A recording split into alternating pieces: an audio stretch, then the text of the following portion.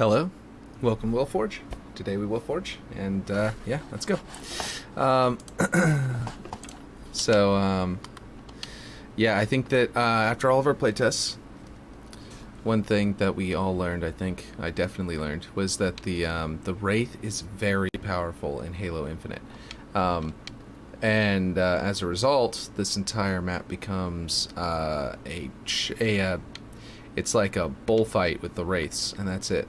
So what I want to do is actually modernize the sandbox to include some other stuff. This version, I fixed all the bugs except for one. This one right here, this jump right here, just will not appear in the thing. And now that and I think I'm just gonna have to accept that that this one just won't work. Like it's cutting through the Nav-mesh on both sides. It's touching the object on both sides. It's doing everything it's supposed to do. Actually, it appears to not be cutting through the Nav-mesh right now, but I've tweaked with it and moved it around. You can kind of see how it's below the Nav-mesh up here. Yeah, I've moved it around and done a bunch of stuff, so I know I've tried this, but I'll try it again real quick. We will make it cut through the Nav-mesh, the blue of the Nav-mesh itself, and be sure that it's through it, and through down there. The problem is these panels. I think this panel right here, that's designed to make it look interesting from below, actually causes problems with the nav mesh up top. With this jump, it needs to be able to, you know, turn that off. Go over here, this area. I put a panel. You see that? How there's a little thing here. There's a little piece of glass here that's 100% transparent, or 10% opaque, I guess. It's yeah, that was an attempted solution. Let me switch this to live chat to top chat and then go over to the actual channel. That was an attempted solution, thinking that if I made it poke out over the lip just a little bit, then I can make the nav mesh render correctly. But that doesn't appear to have worked. I tried. This is after rebuilding the nav mesh in that. And instead, like over here, you can see it's clearly clipping up through the blue nav mesh. Looks like I scaled these vertically. Didn't mean to do that, but at some point I did. They usually are actually supposed to only be about that tall, and scaling them vertically is I think a bug. It is clipping through though. I think it's a bug being able to scale them vertically, because they you can't in their settings. If you go into them like this and you go here, you can go to their bounding box. They don't have a height for some reason on their boundary. They don't also have a bottom below, like above and below. So I don't think that scaling them vertically actually does anything. But yeah. So I'll try and build out that really quick, and this will be my last attempt at trying to get these things fixed, because these particular jumps, while extremely helpful and extremely useful for bots to be able to do, are not going. They just seem to not want to build. So I don't know. I wish there was a way to get them to do it, but we'll see. But yeah, let's see. In the meantime, what I'm going to do is actually go tweet out on Twitter that I'm live while we're watching that load. And let's see.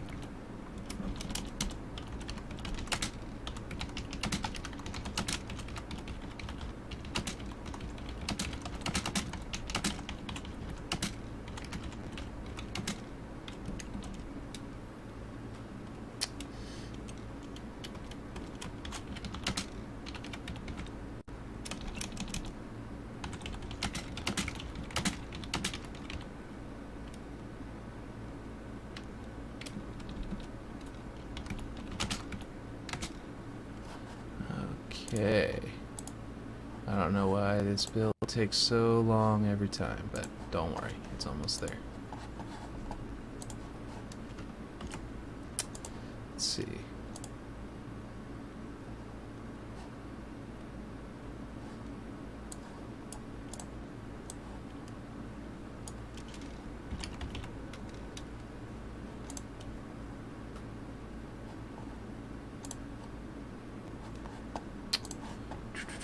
There we go. Just tweeted that out. A banished version of Waterworks would be cool, with the center pump being a fuel/oil pump with sort of an aesthetic like breaker with the rubble and oil and such. That is very true. I think there is one person who's actually made a version of that. Unfortunately, their version has a lot of bugs with it and hasn't been like fully finalized. They have no bot support. Meaning their bots, I think, all just either stood still or wandered around in one small area and couldn't get out of it because their nav-mesh was messed up. And then on top of that, you could get in a Banshee and fly outside the cave through a number of holes in the cave that they had built that were supposed to be aesthetic, but ended up, they didn't put any kind of vehicle blocker. So, like, yeah, they probably put player blockers, but didn't realize you also have to put vehicle blocker, or that you can just put team blocker and set it to neutral, and it'll block everybody, which is something that someone else taught me recently. And did it just crash? Are you kidding me? I didn't even save the rebuild of the nav mesh. Why? So frustrating. So frustrating. But it happens. As soon as oh wait, it didn't. Oh, I thought it couldn't move, so I thought it was crashing. I was totally wrong. Thank goodness. Thank goodness it was because of some other minor bug. Okay, so yeah, see, I just cannot, no matter what I do, these jumps here, the bots just do not register that they exist, no matter how hard I try. I've adjusted this so many times. Or banished version of Blackout that's a banished oil rig. That would be really cool. It would also kind of be cool to make it a UNSC version that's a giant nuclear reactor, and that's the reactor, you know, fluid. I think that would be pretty awesome too. Let's see. I'm gonna see if in here is creating arrows. No, it's not. This isn't really solving my problem. It's supposed to help the teleporters get... Yeah. It's supposed to help the teleporters get their thing. It's not doing it, so I'm going to put my arrows back. And then that at least will make the bots use the teleporter.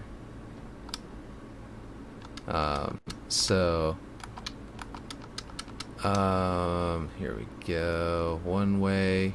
move in there, use a teleporter. So if they come in here and they get inside that, they'll go through that one way and use a teleporter.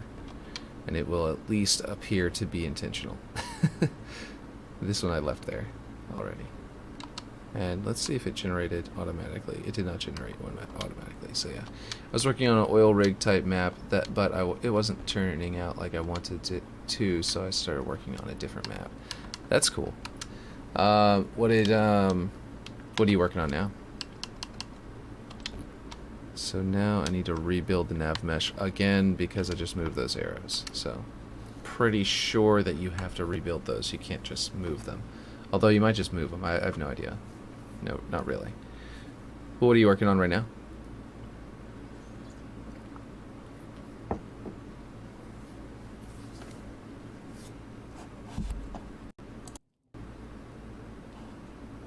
Oh, apparently I grabbed a thing and pulled it out. Whoops. Okay, there we go. So I think... Oh, music. I can put on some music. Let's do that.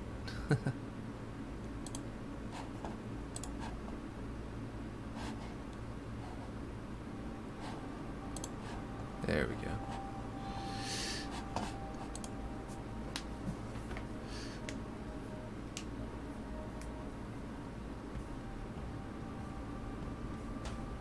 If you can talk about it. I don't want you to reveal any of your secrets that you're not ready to talk about.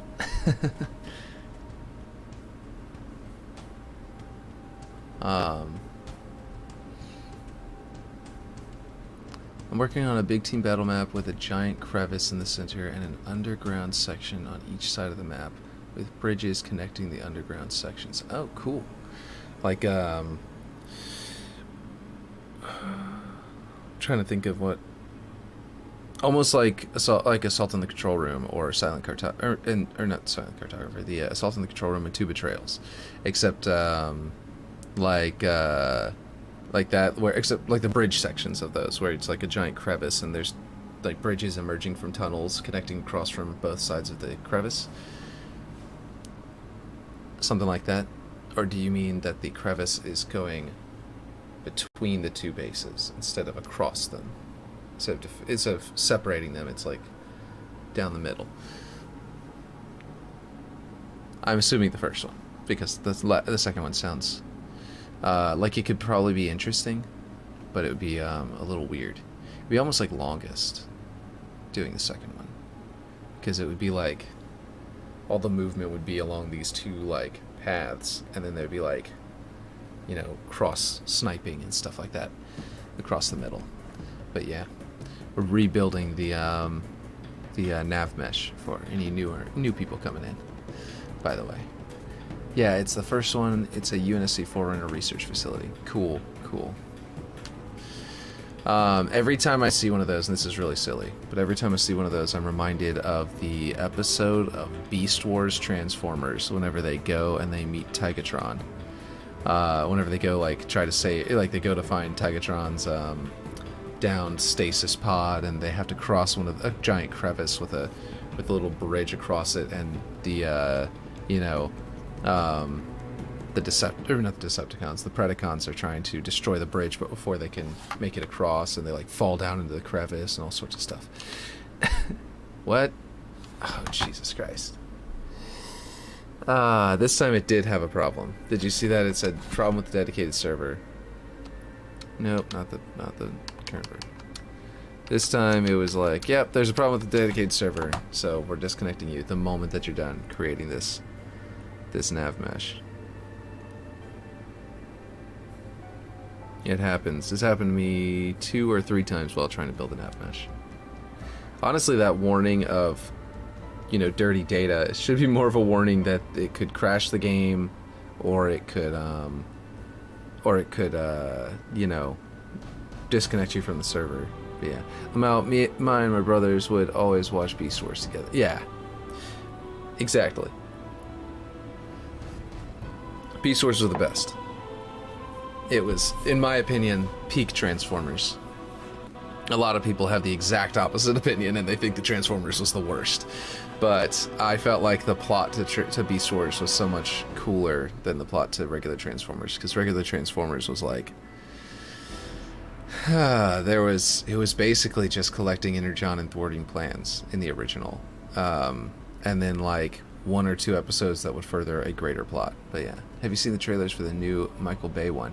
I have, and they completely, it's like the plot had all this depth, and they wanted to set it in the modern day setting, so to do so they had to flatten and shallow out all of the depth of Beast Wars, which is exactly what they did with the new cartoon or 3D animated version on, I believe, Netflix, where they also added the Beast Wars in, that like during a time whenever the you know, yeah, I don't know, it just, okay, so now we've got to rebuild the Nav-mesh again, and then wait. Okay, so the whole plot of these are the Beast Wars are Transformers from the future of Transformers universe, and I used to really like the Michael Bay ones when I was younger, but then I rewatched them and changed my mind. Yeah, I think the first one is still a decent movie. It still stands out as a good one. I think that it's just, he just didn't know where to go with that. He knew how to remake the show and make it fun and interesting and stand on its own 2 legs, you know, not like require you to watch the anime or something.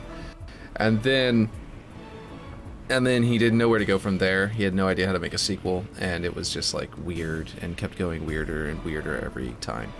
But yeah, in other words, he knows how to introduce people to somebody, but he doesn't know how to finish it. But the point is that, yeah, so with Beast Wars, it was like, you know, they're from the future. they're higher tech transformers, and then they accidentally time traveled whenever they went through their warp drive or whatever. They created a wormhole that went back through time by mistake, went back to Earth after the Transformers had originally crashed on Earth, but before humans evolved on Earth, and so it didn't look like Earth, but it had all the animals of Earth, and it was like, maybe it is Earth, maybe it's not, it has 2 moons, this is weird. And then of course they revealed that one of the moons was not actually a moon, it was another alien species that predates the Transformers, that had seen the Transformers technology and decided they were going to alter them further, and like decided to like mess with them. And like all sorts of stuff, and there was like these golden discs that were apparently one of them was created by Megatron, the old classic version of Megatron, detailing out everything he knew while he was on Earth during the original Transformers show, that he learned about the Beast Wars that occurred on Earth predating him because of the time travel effect. And the other disc was like from this alien species left behind, and both of these golden discs could be used by the Transformers to gather information. This is all really deep information involving time travel and complications on how things occurred, and like how Earth like got an evolutionary boost. Like I'm pretty sure humanity was evolved from apes whenever the T2s were formed. You know, whenever the transmetal like effect, like that thing. Yeah, I did not understand the plot whatsoever when I watched it because I was like 5. Yeah, I rewatched it when I was like 17. I was like, I agree. I also watched it when I was a really young kid, and then I rewatched it when I was 17 on torrents. I got off of like Napster or something, and whenever I did, it was like I was like, wow, this is really cool. And like they had to jettison their pods because they thought they were going to die on their crash, like they were going to crash into the planet, and they thought they were going to die. So they did a minimal skeleton crew to keep the ship from being destroyed because they knew that they needed the ship to escape the planet even if they all survived. So they sacrificed themselves, the Maximals sacrificed themselves essentially, effectively, to jettison the crew to orbit the planet, and then crashed, and then we're going to recover the crew, but or let the crew slowly fall back down to Earth and recover themselves. And that was the whole plot of like the fact that the Predacons could go, the Maximals, you know, were looking for their crew, the Predacons were going and also looking for their crew and mind controlling them while they were in stasis, reprogramming them in stasis to, okay, let's save it, now that we're in, reprogramming them in stasis so that they would have to be, so they'd basically be Predacons instead. And I thought, it's just so cool, like all of this is really cool lore, and it makes a lot of sense, and I wish that they would have, that they would just use it, you know, fluidly from, you know, everything else. But yeah, whatever. It's just what it is. It is what it is. There's no going back now because he's already made his movie. So yeah, we've got some good Nav-mesh. Everywhere is built well. There are tiny dead zones that we can ignore. I miss when kids shows had plot. Yeah, same. They were always better back then. But yeah. Now we have what we have. Teen Titans was really great whenever it had plot, for example. This jump, yeah, so this jump is the only thing that I cannot, no matter how many times I've adjusted it, I know it looks like I haven't done a lot of adjustments today, but trust me, I've been adjusting this for like a week, and every single time I adjust it or try to come up with a solution, like these glass panels that didn't work, every single time it refuses to accept that it's a thing. So I'm gonna leave the glass panels there in case like someone comes in and says, look, you just need to adjust like the size of it, or in this way or this way, and maybe that will work. But for now, what I'm gonna do is save this version off as a classic sandbox, and then we're gonna copy it, and we're gonna save off the new version as a modern sandbox, and we're going to replace all of the old-fashioned stuff, like the way the respawns or the initial spawns work, with new versions, and we're going to replace the the weapons and stuff with plinths, like the little you know, spots and stuff. We're gonna do all that today. So we have 2 versions, and we're ready to publish for the week on the weekend. Let's see. I also need to make a video, but that's gonna be definitely an off-stream thing. Okay, so we're gonna lock bots. Make sure we're not selecting anything. And we're gonna actually, you know what? Let's just save and leave. But yeah, I doubt Michael Bay is going to incorporate any of that. I'm sure it's just going to be devolved to, oh, Monkey Optimus is dumb, so is a monkey, is a gorilla, so I'm going to make him dumb, just like they did in the animated one. So we're not going to see anything good there, I don't think, unfortunately. Let's see, let's copy this out. First of all, let's rename this one. I'm actually going to edit the name to be, actually, no, let's see. Save a copy, confirm, Waterworks Classic. So because we playtested Waterworks Classic, we didn't even have a full roster of players, but we do know from that playtest that Wraith is OP on here. I think that if they were outnumbered by a bunch of people on the ground, that would in fact, you know, work out fine. However, with the, you know, like basically if there was 5 people attacking this Wraith at once, one of them's gonna kill it, even if it kills like 4 of the other players, the other 4 players. However, the way that the Wraith is in the modern sandbox is so powerful. They've adjusted its speed, its boost, its you know, its fire rate, its fire damage, and all that kind of stuff to make it to where it's so powerful. Or rather, the projectile speed was increased since Halo 2. And it might not even be increased since Halo Reach or something, but it's increased since Halo 2. So the map ends up making them way too powerful. Anyway, I think that if you had a full roster, you could probably still play this game, or this map, very well. However, the modern sandbox with the grapple shot, repulsor, and drop shield, as well as, you know, shock rifle, and a number of other weapons, makes that Wraith not feel right, you know what I mean? And I might even make it to where it could spawn a Scorpion instead of a Wraith, since Halo 2 didn't do that. You could go in, I think, to some of the settings and do it, but what happened to being able to change the colors of vehicles like in the leaked Forge build? Personally, my guess is that they removed that because they didn't want, because people immediately responded to it, if you recall, by saying, we can customize the colors of these things easier than we can customize our Spartans' colors. And 343 saw that and said, this is a valid criticism, and we don't want it to be in the final build of the game, so we're going to remove it and pretend like we never had it. That way you can't, that way I bet the Forge team were told, remove this, because we can't allow, because people are getting upset. In other words, 2 things. One is they did this because of politics, essentially, which is asshole, or asinine at least. But B, people shouldn't have gotten upset that we had better customization here than there in the first place, because what should have been the news is, hey, we can customize the vehicle colors in a way that's never been in Forge before. That would have been amazing. These are not the same thing. Customizing your vehicle colors and customizing your Spartan is not the same thing. Another possibility is, though, that they realize that they can't put customization of vehicle colors like they have in MCC in there if the Forge, you know, creator, the forger like myself, is able to do it themselves. You know what I mean? So, yeah. Okay, so this is our regular Waterworks file. We have Waterworks Classic now broken off from here as a fully functional old classic sandbox. I did, by the way, remove the ability to remove the little thing where it tells you that it's here, and I'm now about to turn it back on because I'm gonna have the nav point on for both of these in this version with the sandbox and everything, and I'm gonna turn it on for things like the rocket launcher and the sniper rifle as well.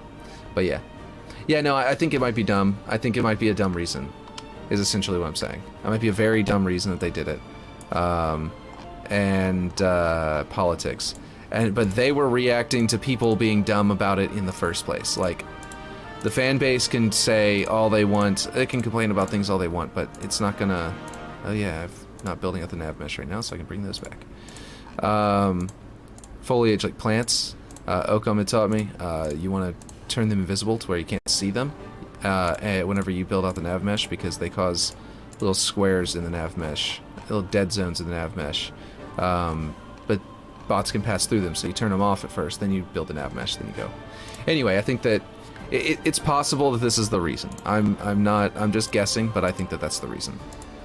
And it is a very dumb reason. But yeah. But the other possible reason, and this might be more likely, is that they want to add the ability to sell you skins for your vehicles in the future. They already have those, and they didn't. And maybe there was a problem with overwriting the color set that the forger put in there, or maybe it was more that the forger might have put in color sets as something vital for the map. Like, oh, if you get into this wraith, it is red. The red wraith gets these stat boosts, and that wraith is blue. And if you get into that one, it's a basic wraith, you know, or it's purple or whatever. And then this one over here is orange, and that's a different stat boost. It's or green or something. It's different stats entirely. And then as soon as you hop into it, it overrides that color with the color you chose for your wraith. Which you can't do that with wraiths. Let's do scorpions. It overrides that color with the color you chose, and now the wraith is still getting its boosts and stuff like that, but no one can tell what its boosts are. So they just were like, yeah, forgers are going to rely on this, but we gave the player the power to override it anyway, so it's not going to work out, and we need to remove the ability to set the colors. That's a more reasonable explanation, and the first mind is always, they're doing something dumb. But now that I think about it, that's probably a more logical, logistical reason they came to it. I'm excited for Season 3 trailer tomorrow. Oh, there's a Season 3 trailer tomorrow. I'm excited too now. I did not know that. Have you spent any time on baking the lighting during these past 100 streams? I have. I finally did bake the lighting. And had to add a bunch of invisible lights, basically, because I'm so underground in Waterworks that that central structure was just ridiculous. Getting it to not be pitch black, essentially. Yeah. You know, one way to possibly balance the sandbox is to use some of the special versions. Oh, what am I doing? I don't need that. I need a weapon platform. Where is the weapon platform? Did I move right past it at one point? Looking for the sniper rifle?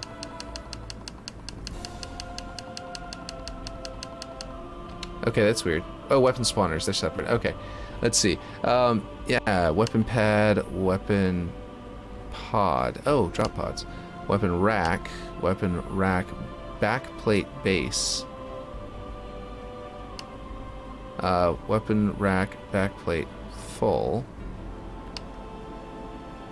Backplate top. I need to look at what these are by turning my camera angle. Why does it turn around? I really hate this. They need to rotate some of these objects. Some of these objects place backwards, and I kind of hate it. Let's see.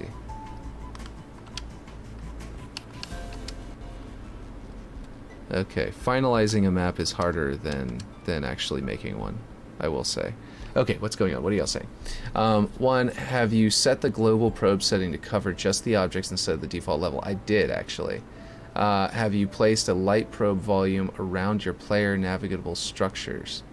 A light probe volume. I don't think I did. I find most forgers don't know how the probe lighting works and completely neglect this if they ever know they exist. Light probe volume. I did not. What does that do? Does that keep things from turning completely black? Because that would be helpful. Yeah, what is a light probe volume? Where are they? And what do they do? I need to know. Under generic light objects. Okay. I thought that was for the reflection volumes. Don't they combine? Don't those work with the reflection volumes? Let's see, it allows you to focus the placement of most of the probes. Oh. So you're telling me that that works with the probes. Okay. Well. before we go making this separate version, maybe I should fix lighting then. This is completely separate from reflection volumes. Okay. Alright. Yeah. Arguably way more important too. Yeah, definitely. Okay, so let's go to... Okay, I just placed a whole bunch of stuff that I don't want to make it to where this version breaks. So hopefully it's not going to. Did I set my... Jesus. What did I do? Oh, I did. Okay, good. It's in there. Okay, good job. Good job, William. Let's do this. Okay. Let's see. Where's the lighting section? Okay, I've got lights. I got new lights and I got scatter lights. We're gonna go with scatter lights because that's actually... I really should just make one of these be my only light folder. Okay, so here's what we're gonna do. We're gonna go into what you're talking about. We're going into... Let's go in to lights. So generic light objects, reflection volume, light probe marker. What is the light budget limit reached? Oh yeah, well we know that. We've been budget limit reached a long time ago as far as the FX are concerned. Okay, you can only place one light probe volume, by the way. Okay. Okay. So basically put it around the central structure, is that what you're saying? That's why it says limit reached. Oh, okay. So where do I put this? You said put it... place a light probe volume around your player navigatable structures. So basically, I just fill this entire cave with this, right? That's what I'm doing? Because that would be, I assume... You said around the structures. Should I just ignore the rest of this cave or what? It's crucial that you do put it where players will be looking for more detailed lighting. Okay. I've got one structure in the middle here, one over here, and then I've got this bridge with a tunnel. So what, envelop basically the entire map? To get the entire interior? You don't fill the entire cave, just around places where players will be looking closely. Yeah, it's a big team battle map. They'll be looking everywhere closely. Well, maybe not everywhere. Okay, wait, I guess I can go down from up here. I don't need to move this.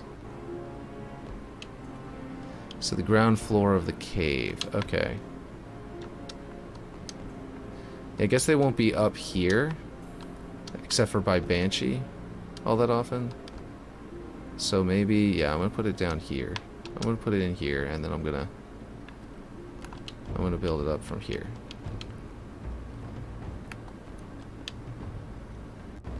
Okay, so ground floor of the cave. I can probably actually... I bet I could get away with... Who knows? We'll see. Should I try and get away with the entire ground floor of the cave like this? Basically around both bases and up a few dozen feet over the highest place players will regularly go. So in the classic version of the map, it's going to probably... Only Banshee flyers are going to be able to get up that high. But in the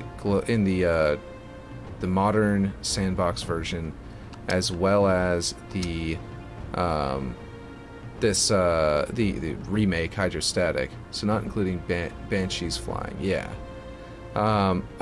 You will be able to get up there, but it'll be kind of rare, and I think it's okay for it to be kind of a little bit imperfect up there during that time because of how rare it will be. So this should probably do it. Oh, I can probably bring it up from below to, let's see.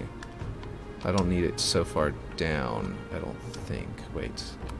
Oh, I don't even have it low enough down to hit the ground yet. So, oh, is there a bottom? Actually, some of these don't have a bottom to their place. Length, width, height. Yeah, yep. Mm-hmm. I've got to go below the map, it looks like. That's weird. So here's the deal. It's not touching the ground. And so does that mean I have to put it under the map? That would mean I'd have to be able to collide it with this. I wonder if I can make it collide. Fixed, phased. Yeah, I'm going to have to go through here and lose it inside of that structure. Let's see. There we go. I need to phase it. Yes, okay.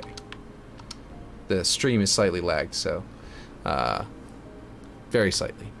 So yeah, you were probably saying that before I figured it out already, but should I leave this area like this? There's some really good lighting back here that's going on that I might want to account for.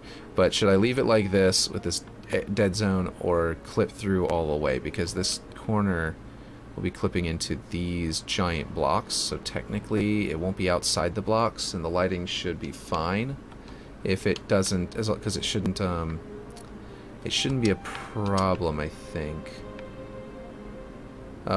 Because of the fact that it's inside of terrain, like geometry. Okay, I deselect. Map settings has a don't go more than a few feet below the ground. Yeah, I just barely touched it. You need the map settings has a probe visualizer setting. It should help you see how this increases probe density.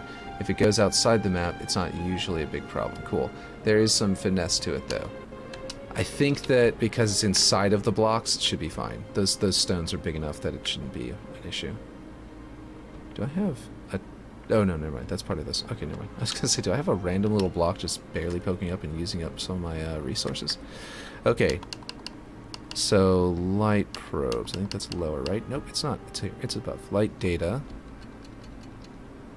Overlap heat map. Display light probes. On. Toggles a display of or light or shadow overlap heat map data. Minimize light and shadow overlap to optimize map performance. Brighter heat map equals increased overlap. Light overlap shows light overlap data for all placed lights. Shadow overlap shows shadow overlap data for spotlights used on OBB on a light placement to limit its light and shadow overlap. Interesting. There's sometimes probes get placed inside of objects, and this can cause issues. Let me turn this back off and save it for just in case it crashes it or something. Display light probes is correct. You won't see the effect until baking lighting. Okay. I did bake it after I changed things, but yeah, these are my light probes. They're not very dense. I'm seeing that now. Don't know if I should have put more. I have it around objects, but I'm beginning to see that, yeah. Let's see my density on these light probes. Where is it? Where do you actually set that? Magnets, controls, HUD, camera, light data. Okay, I think it's over here. I think I've got like 600 something probes, it said, if I remember correctly. Okay, here we go. I think it's down. Wait, where's it? Oh, it was up top. Never mind. Or something.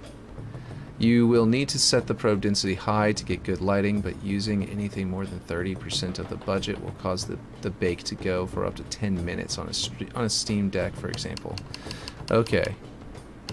Sky density, fog. Well, that's why we bake, so that the player doesn't have to deal with that, right? Let's see. Where's my light density? Oh, here it is. Is this it? Yeah.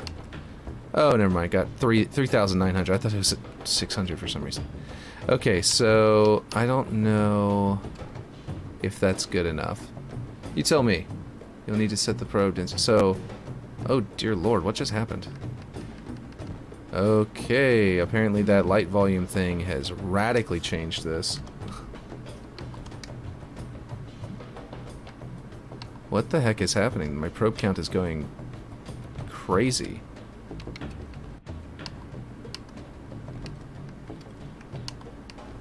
What's happening with this probe count and why? I have a feeling this is not calculating correctly because this is insanity. I'm going to put it back at 20 and see what... Surely this is a joke. Spacing needs to be higher.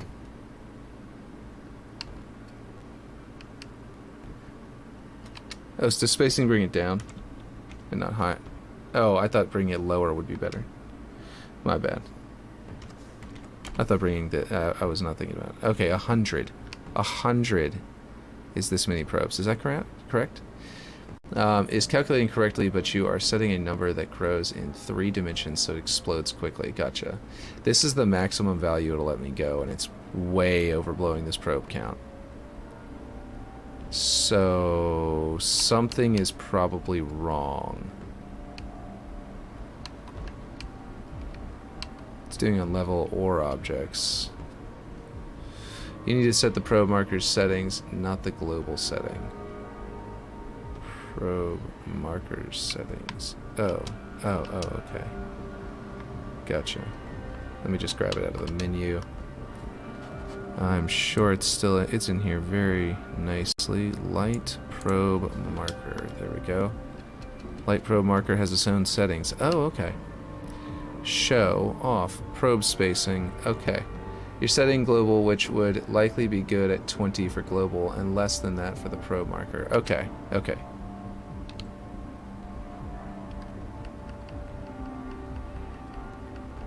So I just don't need it to be 20.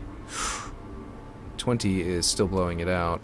With 100 on the global and then 20 on this, it's barely inside the predicted probe count. Is it okay to go over the predicted probe count? Like sort of the amount of probes that will be generated when lighting is built. This is shared between the light probe marker object and the automatic generation. Exceeding the budget will prevent lighting from being built. Okay, so exceeding 14,000 will prevent it from being built. Okay. So this will show the probes that it generates, or what is show? Show is just the volume, actually, isn't it? That's just the normal show. It'll always be there in the matches. Okay. Just drag that setting to use about half of your budget so you can get a preview without spending 15 minutes of building it first. Oh, okay, gotcha. So bring this up until like half my budget is taken. Like there. Once you generate, you will be able to see where the probes are. Cool. Okay. And then my global settings, of course, are still set to, I believe, 100. Yes, maxed out here. And we will see what goes on there. Let's save this, I think, with a new save version, and then we will build it. And like you said, it'll take a long time, but this will help. I've never built reflection volumes. I don't know if... It just crashed. Of course.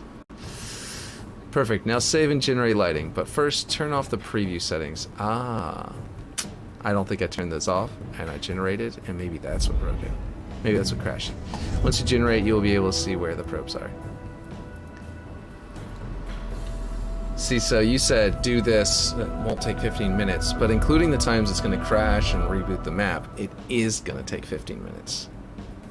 Baking with the preview settings is bugged, and you can cause crashing and the light to be brighter than it should be. Gotcha, gotcha. Okay, well that explains it. It probably crashed because of the because I left that on. My bad, everyone. Bit of a delay. I should. There was a delay between when you sent that, by the way. I looked up just as it popped up. I hit build, looked up because I hit build, and watched your thing appear that said, "Don't build until you have done it," and then immediately, just as it crashed, and I was like, "Gosh." If I had waited half a second longer, I would have seen your thing pop up, read it, and then build it, and that would have saved 5 minutes here. No, not really. Like, this is less than a minute.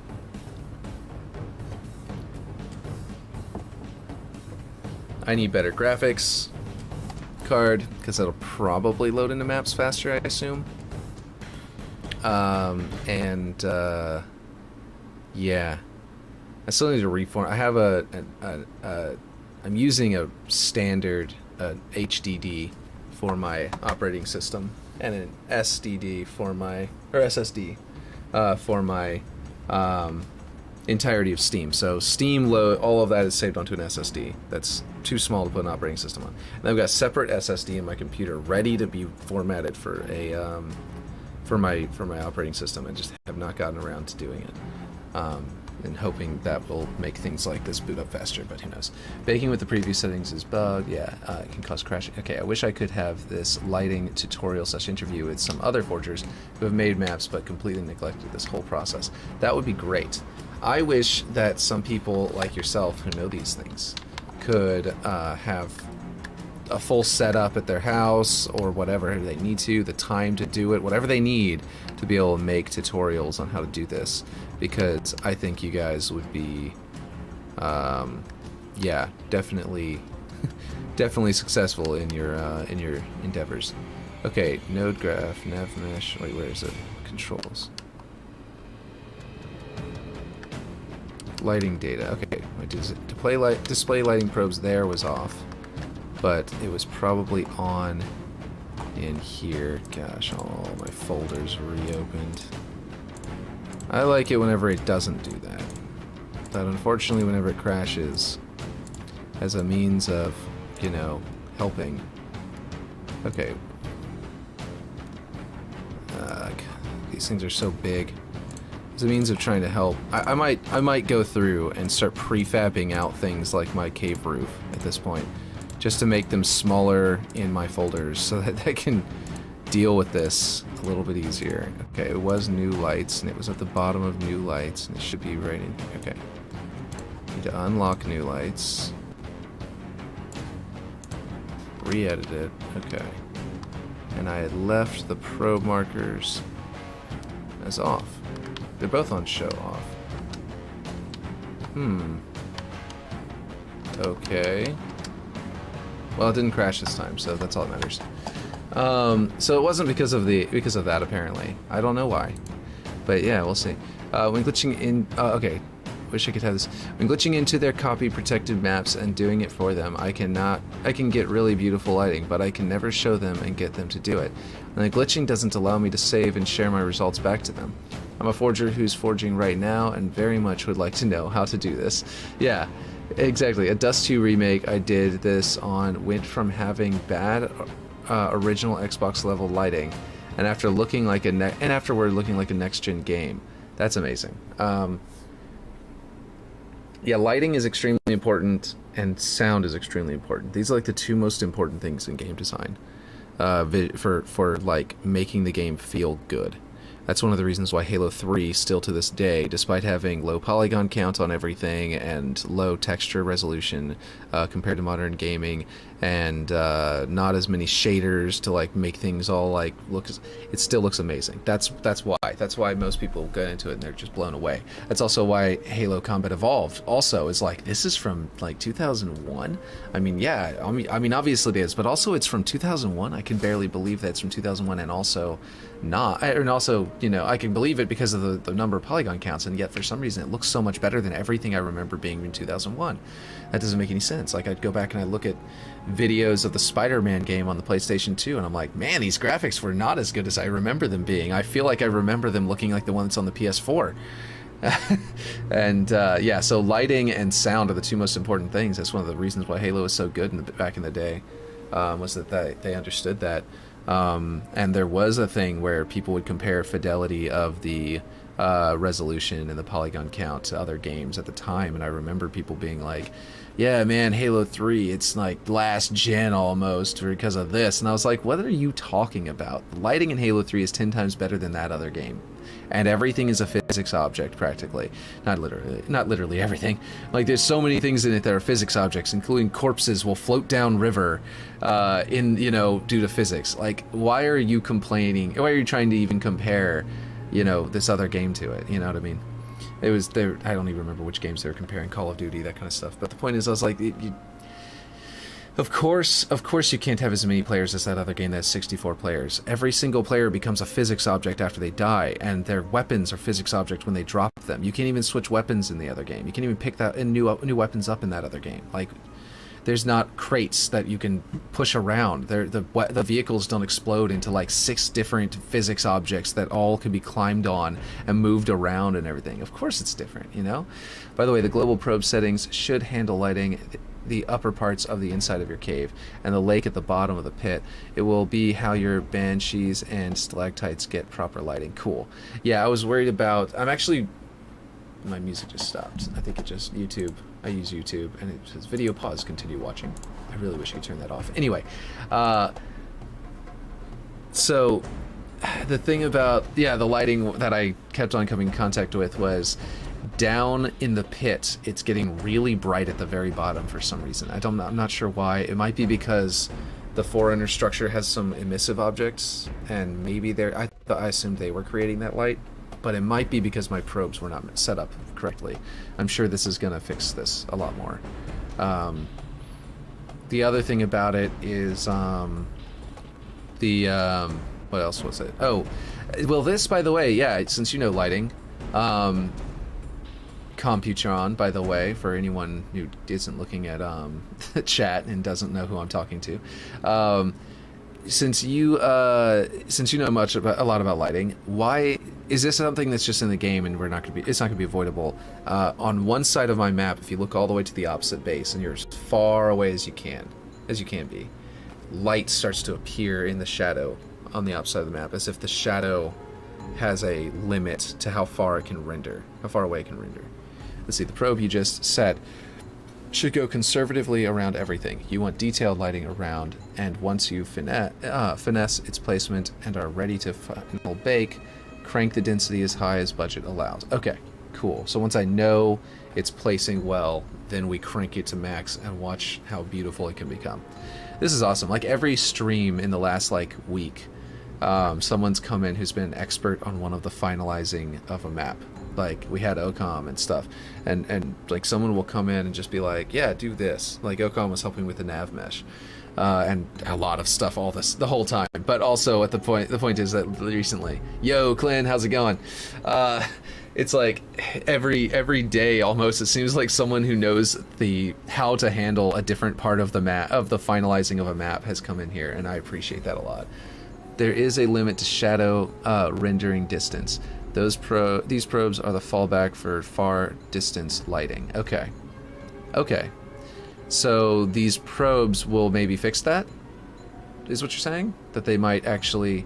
So global has a limit, and then these probes are like, no, this is a hard setup. You know, like this is manually set up. It needs to be there.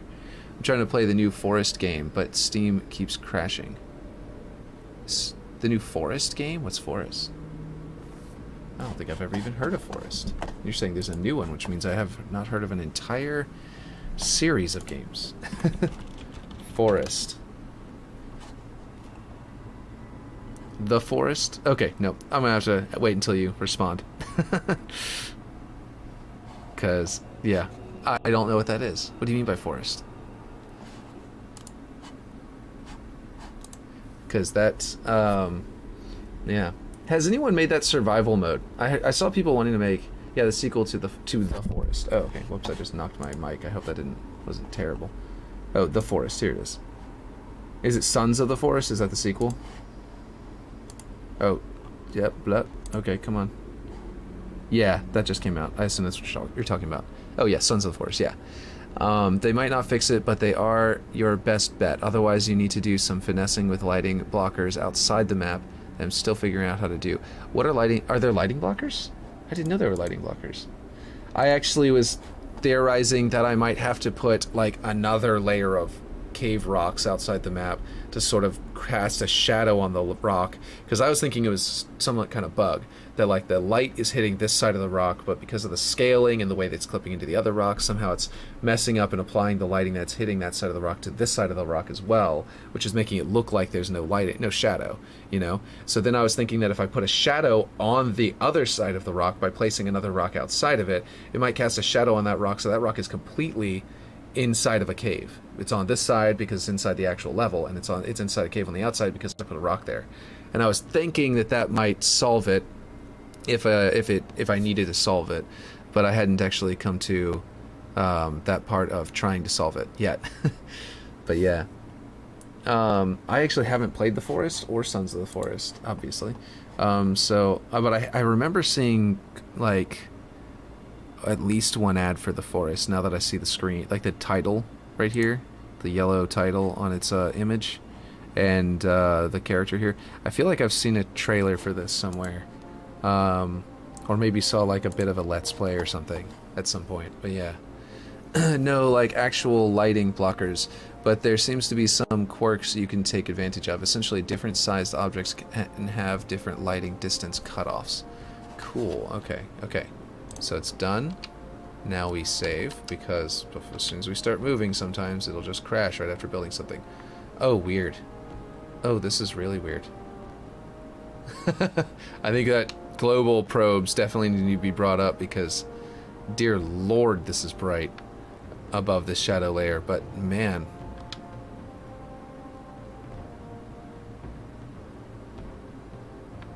Okay, okay, so this is kind of cool, though. Obviously, the probes are set to low right now.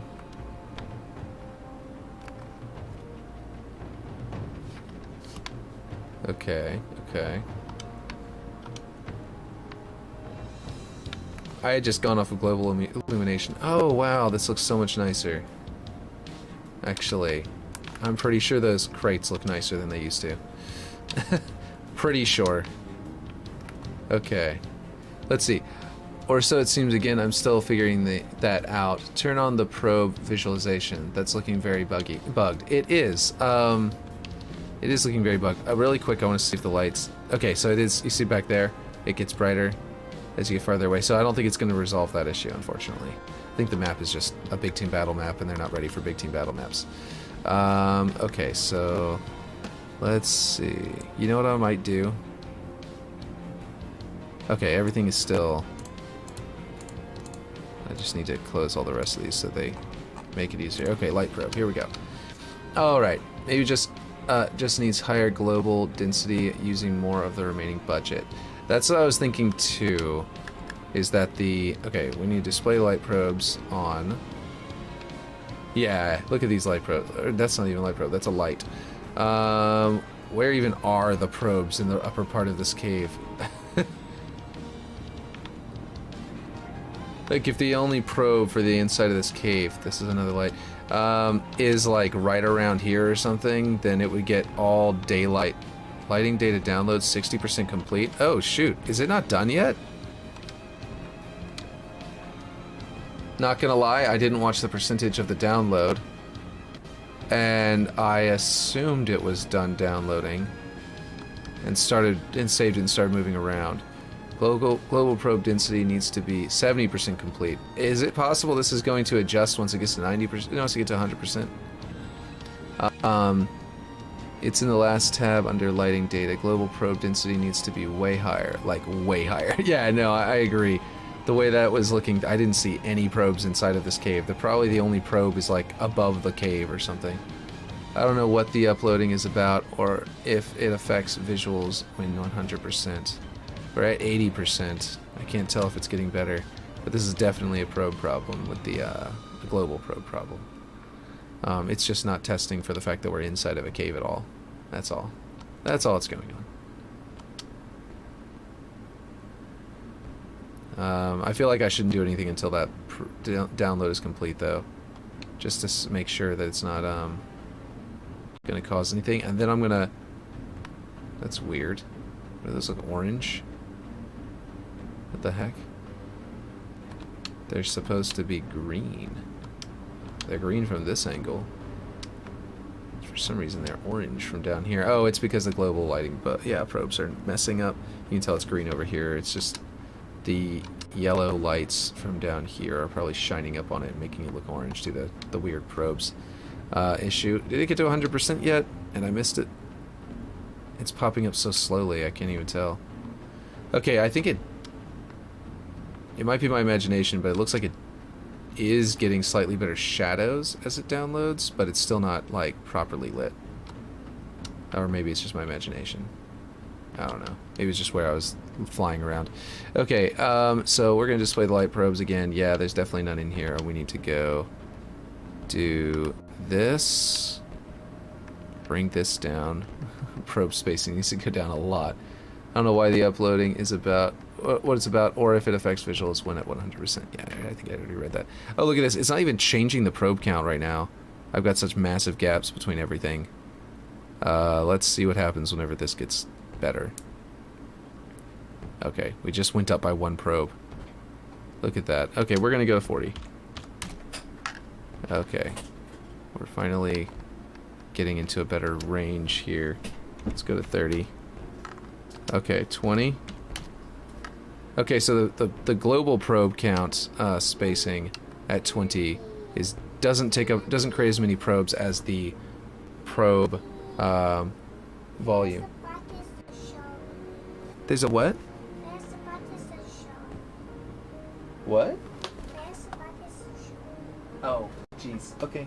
Just go put a blanket on her. Okay. So yeah. Maybe you're too high on the canvas and like the probes stop at that height. Could be, actually. It might prioritize lower down because I'm really high because that pit needed to be really low. To avoid that, you may need to place big-ass blocking walls and essentially a hollow cube surrounding your entire map, except the part where you see the skylight. Okay, yeah, makes sense. So I can probably go down. Let's go to like this. Let's go to 19 and see how this looks. Which means we're going to have to build again. Save the map. Turn off probes if they're on. I think they're off. Yeah, they are off. Okay, cool. Alright, let's rebuild the lighting and see what this looks like. I think there's like 1 to 300 probes it just added. What? What just happened? Generation skipped. Content already up to date. No, it's not. No, it's not. Huh. Okay. Do I need to quit the map and come back in so that it'll know that it's not up to date? Like, I absolutely just changed something pretty substantially. Maybe build with a much lower density on the probe setting. So the density numbers are seemingly referring to different distances between the global settings and the marker settings. Okay. Seemingly referring to different distances between the global settings and the marker settings. Maybe build with a much lower density on the probe settings, so it's faster to preview. You need to move one object and undo. Oh, okay. I will do that then. Like an object that will cast a shadow. I need to unlock an object then. Let's do that. What if I move the probe the marker probe? Will that move it? Will that do it? If I just like very lightly shift it to one side. Now it's in a new place. Will that make it go, oh, wait, it's in a new place. Then it will rebuild without completing. Okay, so you said to also tweak this, right? Bring this down so that it's faster to preview. Since we were doing the global ones we brought up. So, and we already know that the spacing down here is pretty good. It obviously doesn't go all the way this way. Should I widen it? It doesn't go all the way to the edge of the cave. I feel like I should widen it just a little bit. So that you, while going up this ramp, won't be looking at this ramp being like the global settings. You know what I mean? Because you're going to be staring at the ramp. Maybe here. Looks pretty good, because that'll be inside the wall as well. There's a giant block right there, so... The only area that this will be outside the map will be around this tunnel, right here. As you can see, the rest of... I mean, it's a little bit outside the map over here, it looks like, now that I've made it wider, but not by a lot. And, yeah. Okay, yeah, this should be good. This should work. Let's see. Yes, try using less than 30% of the budget to keep the bake under a minute while testing and learning your map's light probe quirks. Okay. I just deselected it, which was a mistake. Get rid of stockpile. That's the big one that's down here in King of the Hill. Okay. So, okay, cool. Yeah, this should work for now. Save it. Build lighting. Build selected. I think I can't move the light probe because every time when I placed the light probe and then tried to build the lighting, it crashed. Now I moved the light probe and tried to build the lighting and it crashed. Do you think the light probe area zone, whatever? Do you think it's the moving the light probe zone to a new location and then it trying to build from that new location that broke it? Because in which case I should just move some other random object back and forth. Anyway, yes, try using less than 30% of the budget to keep the bake under a minute. Yeah, let's do that. I'm gonna go even lower, like you said. Light probes quirks, and don't forget to disable probes then it should be. Okay. Did I just leave the probes on? Because maybe that's why it crashed, actually. Now that you mention it. Did I have the light probes on whenever I tried to build it? Let's see. And whenever I very first thought that I was getting to the end and it was ready to publish, and it was actually just ready to finalize, apparently, I was at version 2552. It was literally 2552, and I was like, that is hilarious. I was like, I was thinking this might be the build, and then I went to go, I crashed or something, and I went to go reload the map. I was like, this is probably the build, the final build, and I went to load back in, and it said 2552, and I was like, oh my god, that's hilarious. Now it's 2771, so Master Chief is either cryo-frozen or long dead at this point. But yeah.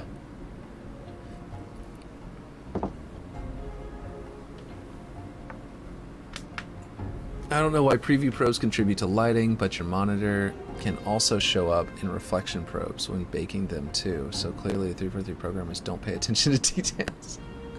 Yeah. So like if you go to bake lighting and you fly up to the reflection probe, you can make the reflection probe see your monitor when you build.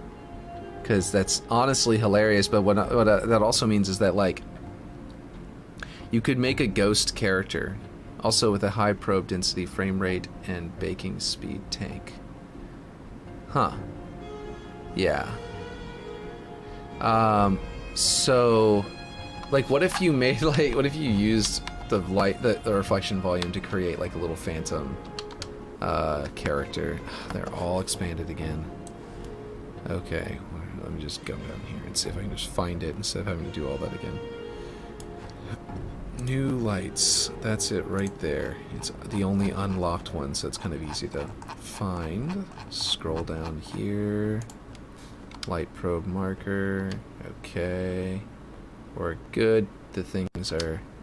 The visualization is turned off. Let's see. Where is that again? Just to make sure that it's turned off, because I don't see them, but I just want to be certain. When the preview is enabled... yes to your question. The preview is enabled, but that is high density shouldn't tank frame rates normally. Okay, so yeah, let's go back over here. We've got this selected. Let's go to its, let's bring this down even further, so it's all the way down to like 1/3, so we can do faster builds. And like you said, let's see, that's like less than 1/3. That's like 1/4, but that's fine. Okay. Save the map. Here we go. There we go, lighting, and there we go. Okay, let's see how this goes.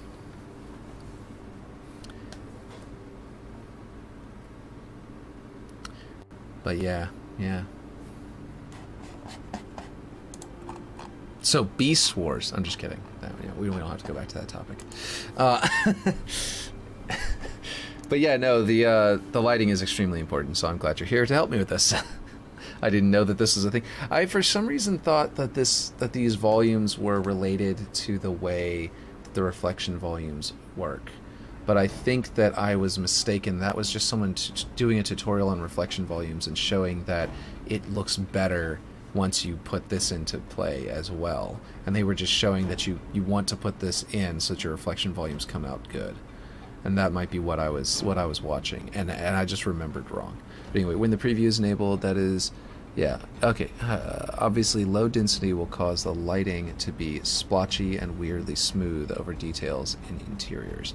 Okay, smooth over details. Okay, so like the bumpiness of the rocks, for example, will be reduced because of that. That makes sense. And like the floor panels will not be as the little you know, not parallax, but normals maps won't be registering as deep or as interesting. And during the day, you collect and make a base. Okay, wait. Oh, in the forest. Yeah, Sons of the Forest. You said up here, maybe you're too high on the canvas, unlike probes. You said, and during the day, you collect and make a base. I think, Clan, you might have meant to say something else, and then that was the second part. So, okay, the forest. I remember now why, yeah, what I heard about it. that's based on the gameplay. You didn't read my other message. I don't. Last message you sent was, and like the probes stop. Sons of the Forest. Maybe you're too high. Oh, I'm on top chat. What the hell?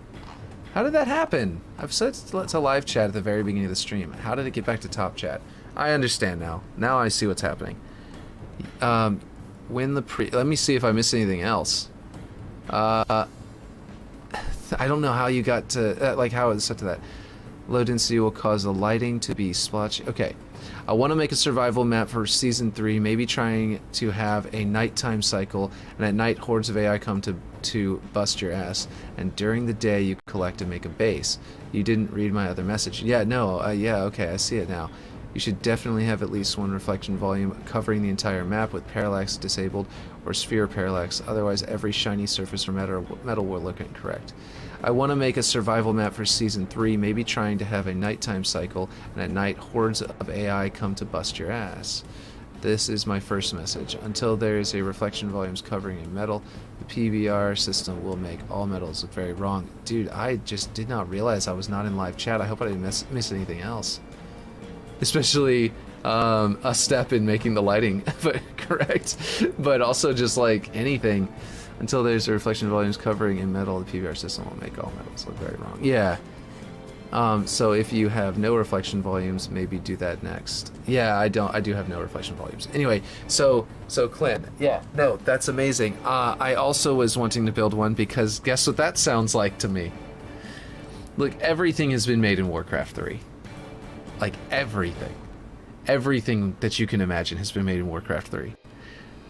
Ice Troll Hunters was a map that was extremely popular. That was a survival map where at night there were monsters out in the world, and I think at night there were more of them, or they roamed more or something. But I think they were just scary They were creeps. You had to kill them to survive. But also, like, rather than hordes coming at you, it was more survival.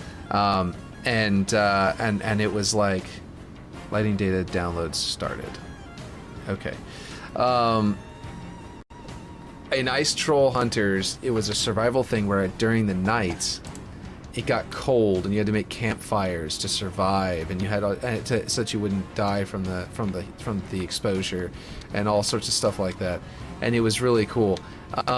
I think that you're thinking more like zombie survival, almost not literally zombies, but like a horde survival game. So this is better. There is still a weird lighting threshold between the two with this shadow here, and I think it's still, once we increase the probes, that should fix that. But we are looking a lot better. Okay. So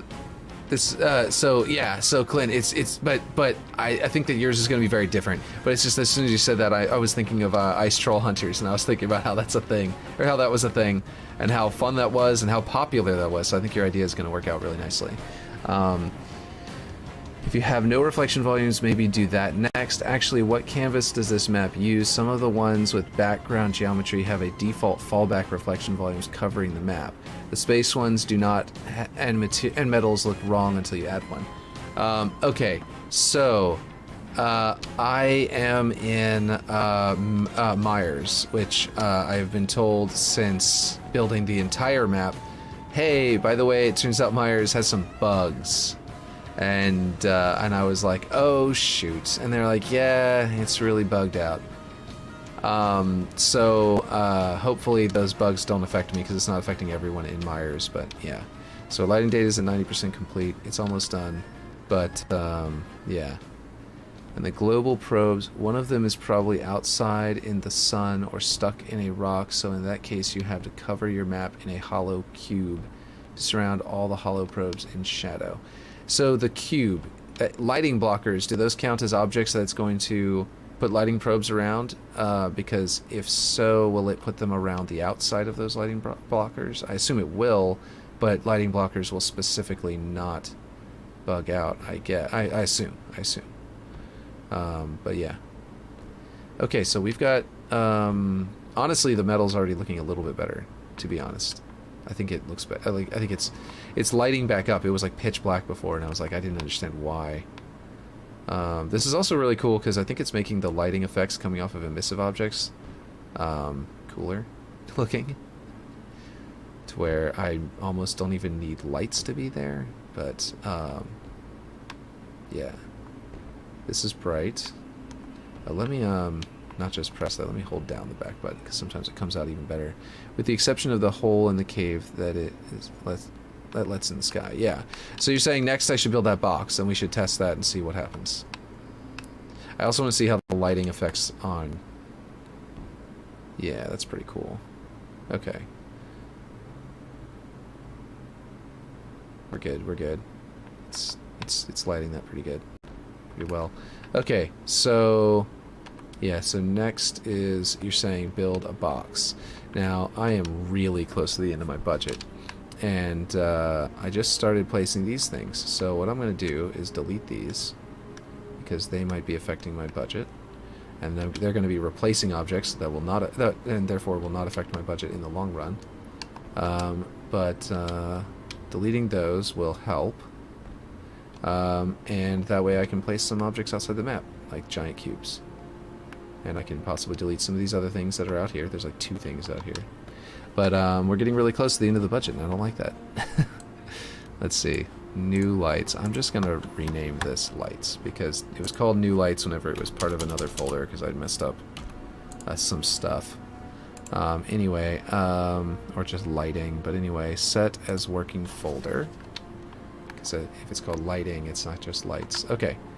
What do we have here? Let's go with, you're saying blockers. Let's see, one way, player, projectile, vehicle. Okay, there's got to be lights then.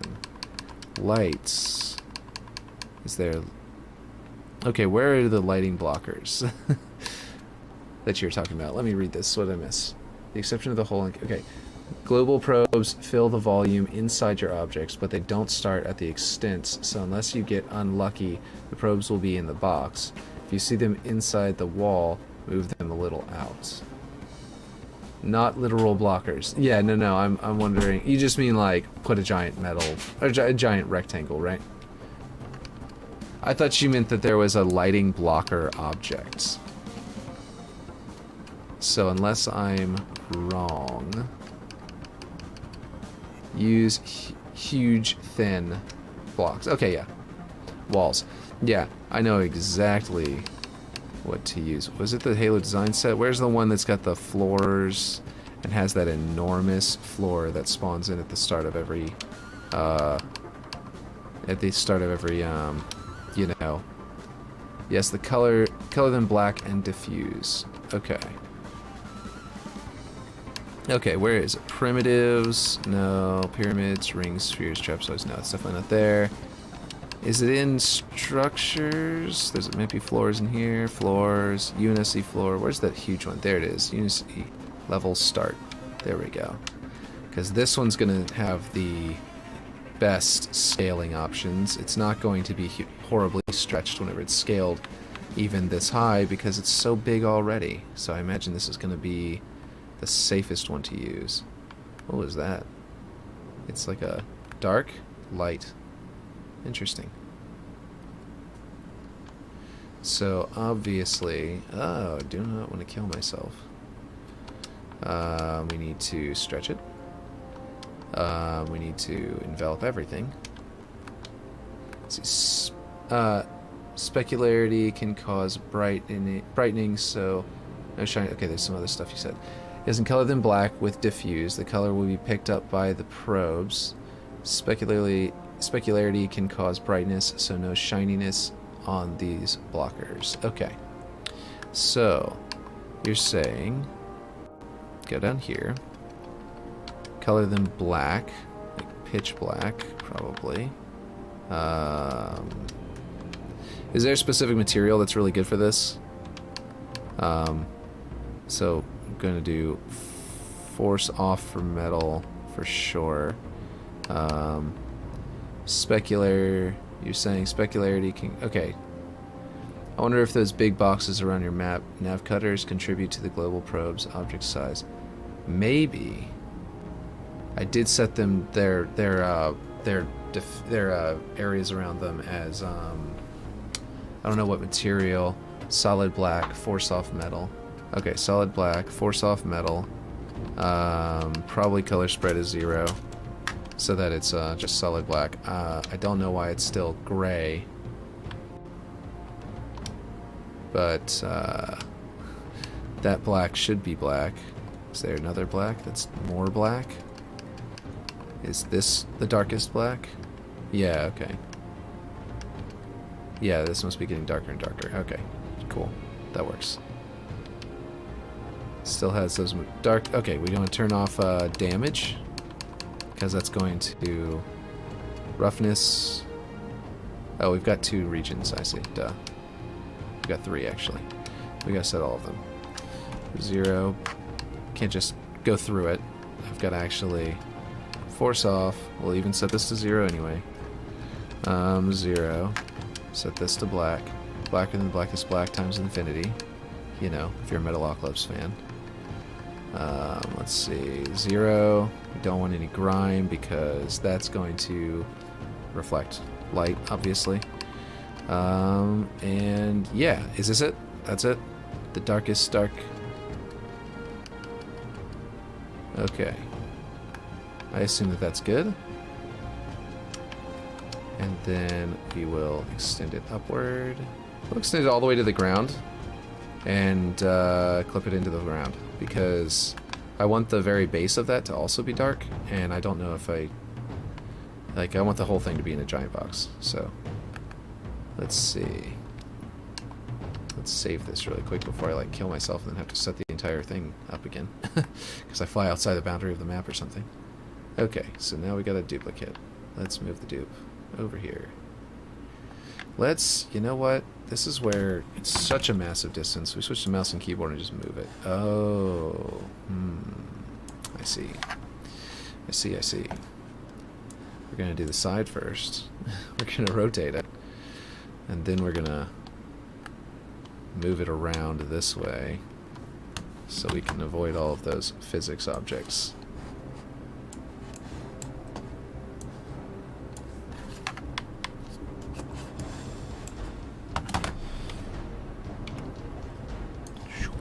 That's the space one for example, but I don't know if there will ever be an easy way to change it after the fact. Yeah, I really hope that they do have an option to flip a switch or to go in and just change which canvas you're on, because if they add the ability to make the reason I went in here is I thought that this marsh ground might work as the ground for inside the cave, because it's all covered in lichen. It's inside a cave. It could look like mold and stuff was growing inside this cave. But in the end, we went through all of the options, and in the end decided that just using the shitty, not the one that grabs the terrain off the ground, but the other one was the best option for this. And yeah, unfortunately. So I got stuck with Myers because I had already built a lot. Foolishly, I didn't check it before I oh, that's not the right one. Trying to do shift. That's the button I'm going to press. Okay, there we go. So basically I didn't plan ahead well enough by checking that. That seems to be higher than the others, which means it's probably not clipping to the ground correctly. Alright. Here we go. I think there is a global map settings to turn off the canvas objects like trees in order to have performance, though. Really? Okay, that would be cool. The light box you're building should be conservatively wrapping your map, just so you don't waste global probe density. Yeah, I should get a little bit closer is what you're saying. I'm just trying to build it first, and then you're right, I should bring it a lot closer. So just outside of clipping inside the map, basically. Go in here, watch the walls, come into the map, and then push it back out. And apparently we were very far away from that. Push it right back out until not visible inside the map. Okay. So that's... wow, there's a lot outside then. Okay, now we go over here. And do the same thing over here. Probably going to move just as far. Okay. Don't block the sun or skybox, though. Yes. Agreed. I haven't done the top at all. I figured I'd leave that for last since it's going to be the one that I can most easily mess up on. Wow, I still haven't hit this thing? There we go. I think that's the farthest point in the map. That direction is right there. So, inside here. Yeah, that's way far over. Grabbed some plasma grenades. Good to know the monitor has plasma grenades in case it needs it. Let's see. Let's get right up on it since it's going to have to move so far. Here we go. There it is. Let's save all this. I gotta read some stuff just in case I missed it. The lighting box your building should be... I think there's a global map setting to turn off canvas items. Let's see. Don't block the sun or skybox though. For the players looking up, I managed to buy the game. Nice. After an hour of trying. Is it bugged out or something? Ooh, let's go a little bit closer before we start moving back. Were you buying it on Steam or where? And why is it so buggy? Okay, so there we go. So the box is clipping through over here and over here. Yep, over here is clipping through. Also, there's no way to rotate the probe placement. There are always axis aligned probe, which sucks if you build your map off axis before you realize how the lighting works. Oh, it's a good thing I did build it on axis. I was like, yeah, I can rotate the sun, so I don't need to worry about putting this on axis. Oh, this is going to throw it off, isn't it? This object out here. Because it's entirely outside the map. Yeah, I guess I'll just delete this and then replace it. I also have another object that will probably do the same. It's actually an entire folder. Let's see. Let me actually, while I'm here, rename this again to lighting, because now that's got that box in there, it doesn't make sense to call it lights. Okay, so there is a folder called future plans. I probably just delete that folder. Prefab, foreigner machinery, cover B. Yeah, I think this is all...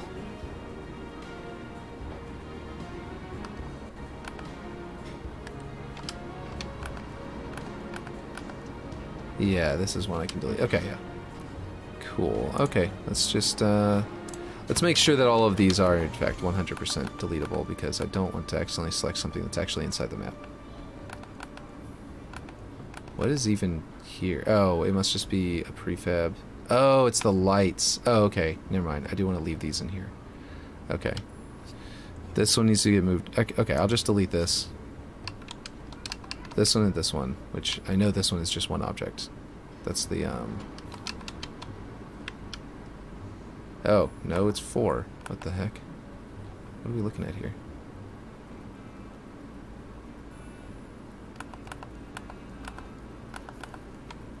I have no idea what's happening with these prefabs, but I don't want that thing to be on the outside the map, so I'm just going to go out here and grab it. It's not even in that prefab. Okay. Great organization. Also, it may seem pointless, but you may... Okay, let me read all this. May need a bottom to your light blocker box. Okay, yeah, like outside the map, but it can be under the ground, but still have a bottom. Great work, though. Bake preview, check for the outer probes to the enveloped by your light blocker. Finesse, repeat, then finesse with a final bake that uses all the budget. Yeah, and I need a roof. I need to put in a roof. How do I get rid of this thing? Will this thing matter that it's out here? Do you think it will matter, or if I just leave it, it'll be no big deal?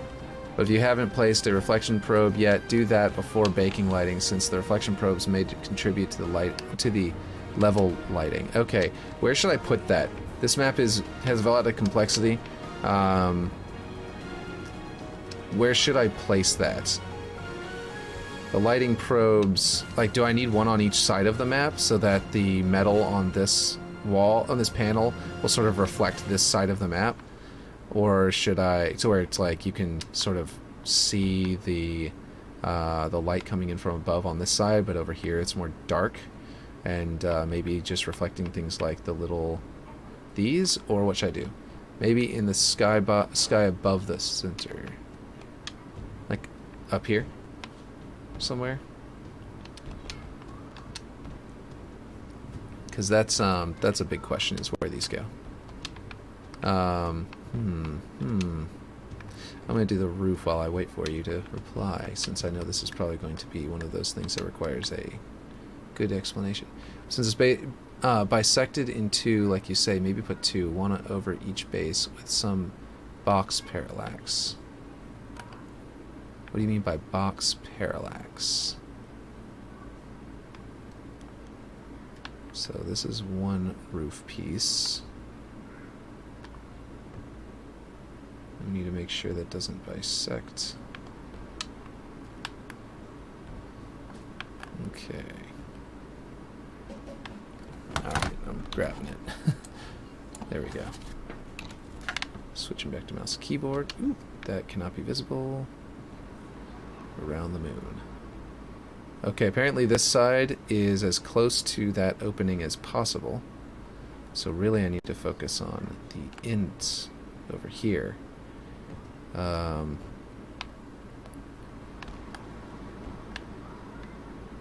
Because if I clip too much into the moon, that's not desirable. We also want it lower, so it won't be quite as visible anyway. We want it as close to the actual structure as possible. So really, it will be clipping into this wall. Okay. So, reflection. Okay, but since it's bisecting, okay, so going with two probes makes sense since the sky is pretty different on each half of the map.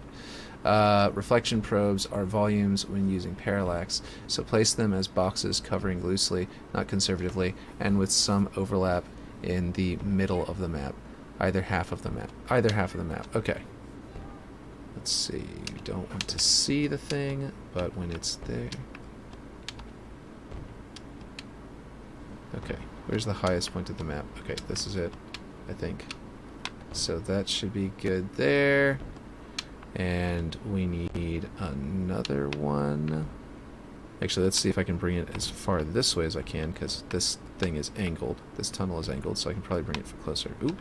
Yep, that's where it's going to protrude. There, perfect. Okay, so we've got that. Maybe another one over there. This might be as close to here as necessary anyway. And I do want these rocks to have lighting, but I just realized that you're going to be able to see that panel from inside. I think I need to move that panel lower. This particular part. I can't go any lower. Okay, I gotta scale this down. My box is way too big. Where's my scale? Where in the world? Okay. Oh, it's not deselecting everything. Ah, shit. Ugh. Okay. Alright. I'm going back and forth between mouse and keyboard and running into the bugs related. Okay, here we go. Bring this down so that's not visible through the hole. Because that is very important. You gotta not be able to see this giant wall outside the map. And then bring this down. Let's see, so place them in boxes covering loosely, not conservatively. Let's see, if you just see a solid blue sky from within the map, you could actually cover it with a panel that is emissive in the desired color of the sky box, so you're faking your own sky with a colored plane. That is true. I did go out of my way to make sure you could see stars, though, because in Waterworks you can see stars as well as the sun, and it was an interesting thing that I saw, that I noticed whenever I was looking into it. And so, let me make sure that I didn't mess up anything else whenever I was accidentally selecting two objects at the same time. Okay, we're good. I think we're good.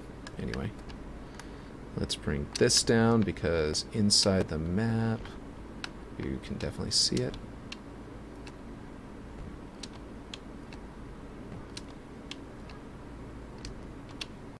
Okay, players will be able to get to about here. And will not be able to see over that rock. So we're good. We're good. Okay. let's see, if you just see a solid blue sky from within the map, you could actually cover it with, yeah, okay. I don't know if their lighting system works well with emissive at such low densities.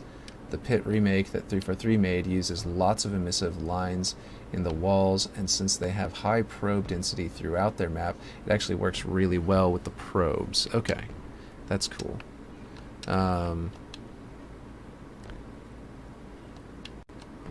Okay, so here we go. We also went out of our way. This moon is a fake, obviously.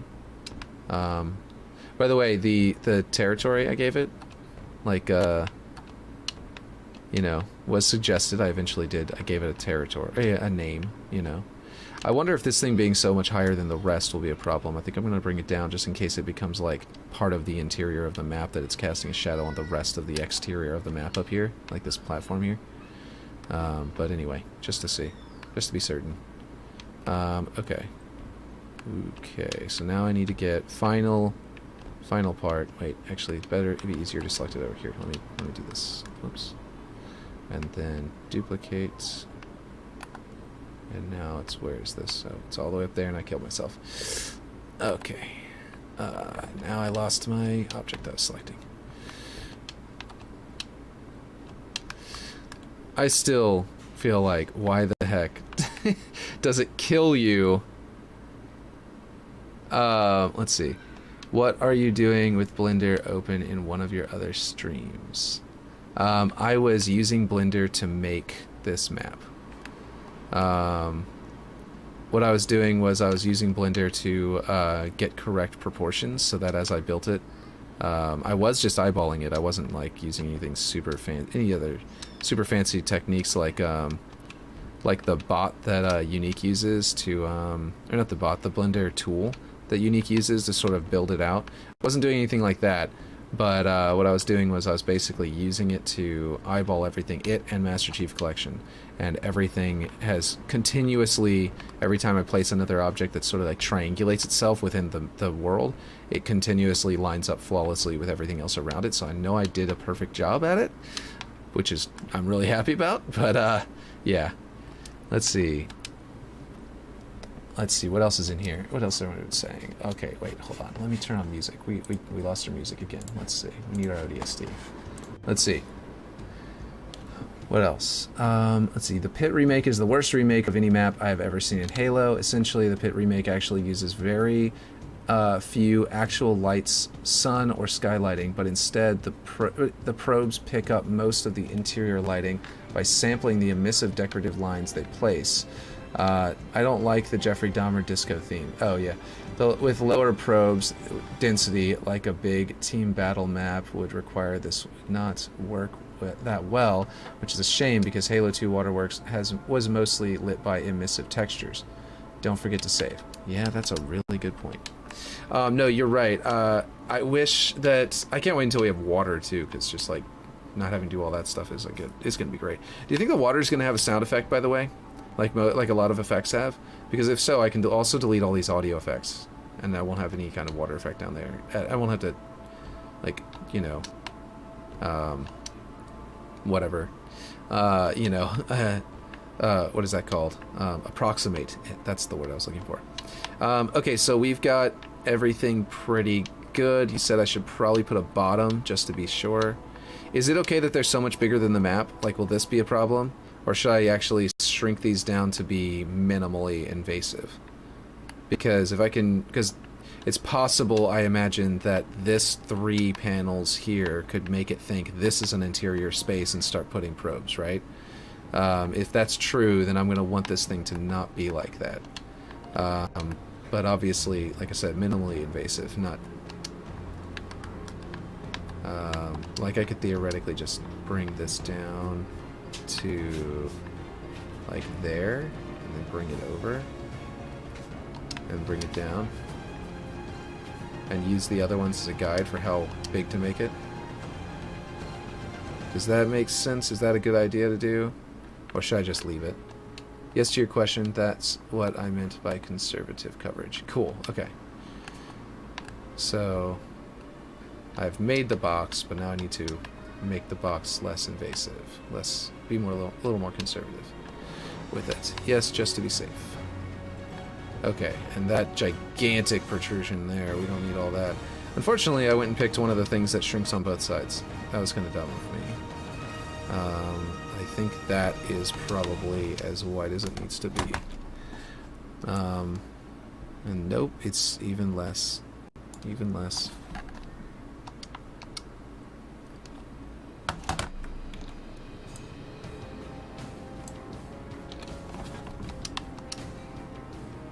Okay, this should be right. And let's see. Nope, I went too far. Okay. Oh, way too far. Apparently I was right before. Because I feel like that was about where I was at one point. Whenever I very first scaled down, so it should be right around there. And that was about where I was. And then I ended up messing it up. So I guess another thing is...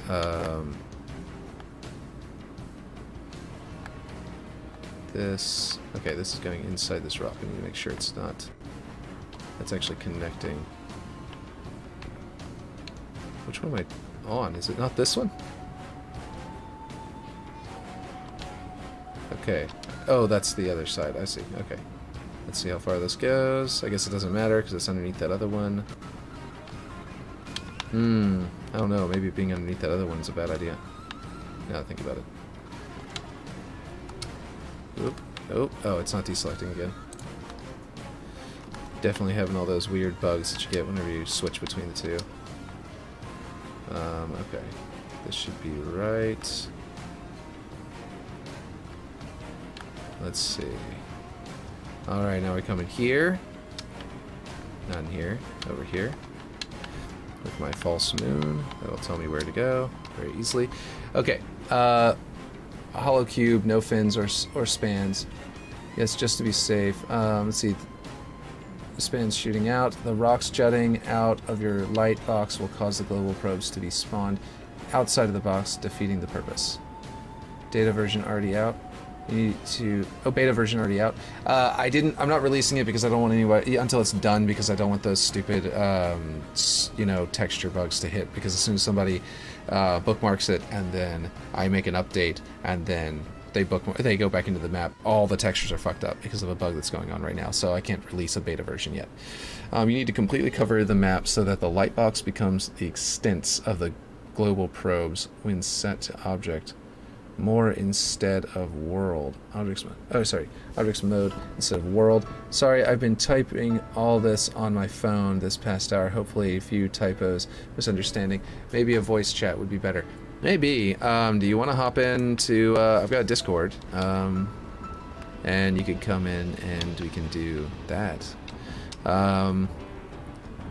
So you're saying all of this is also a bad idea. I needed to completely envelop the map. Because the problem about that is that means it's going to be visible from the holes, because the holes are lower than the upper extents. Getting a phone call from a spam risk. Look at that. You see what I mean? Like, if I make it this wall over here as high as it would need to be to envelop all of the rocks, it would also be visible inside of here. Let's see, link, I think I got Discord. Yeah, let me see if this link actually works. It should be in the description of the live stream, but I will also put it into chat. And if this link doesn't work anymore, it's because I hate how Discord sharing of your Discords works. It should be, yeah. Yes, conservative extents. It will be tricky to get the skybox to look right from the inside. Okay. Alrighty, let's do that then. Let's So you want me to move this wall all the way back. That's what you're saying. Instead of all the way to the inside wall, all the way to the outside. And it needs to envelop them as closely as possible.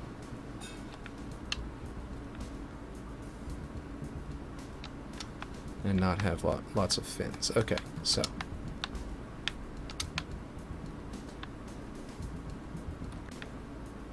And in fact, no fins is what you're saying. Which means I need to probably use magnets. But I don't know, maybe I used the wrong object for this, because this one, because it scales on both sides, is really frustrating, to be honest. Magnets are not going to probably work at this scale. Scale's all blown out. Yeah, it's not going to work. Okay, let's see. Did that Discord work? If so, let me hop into my side. If it works, then I'll see you join the voice channel. We'll go into lobby, I guess. Oh, you're in. Yeah, I see you. Never mind. Boom. Okay, so lobby channel is where I'm at. If you need to get yourself ready, like a mic and stuff like that, then that's cool. And let's see.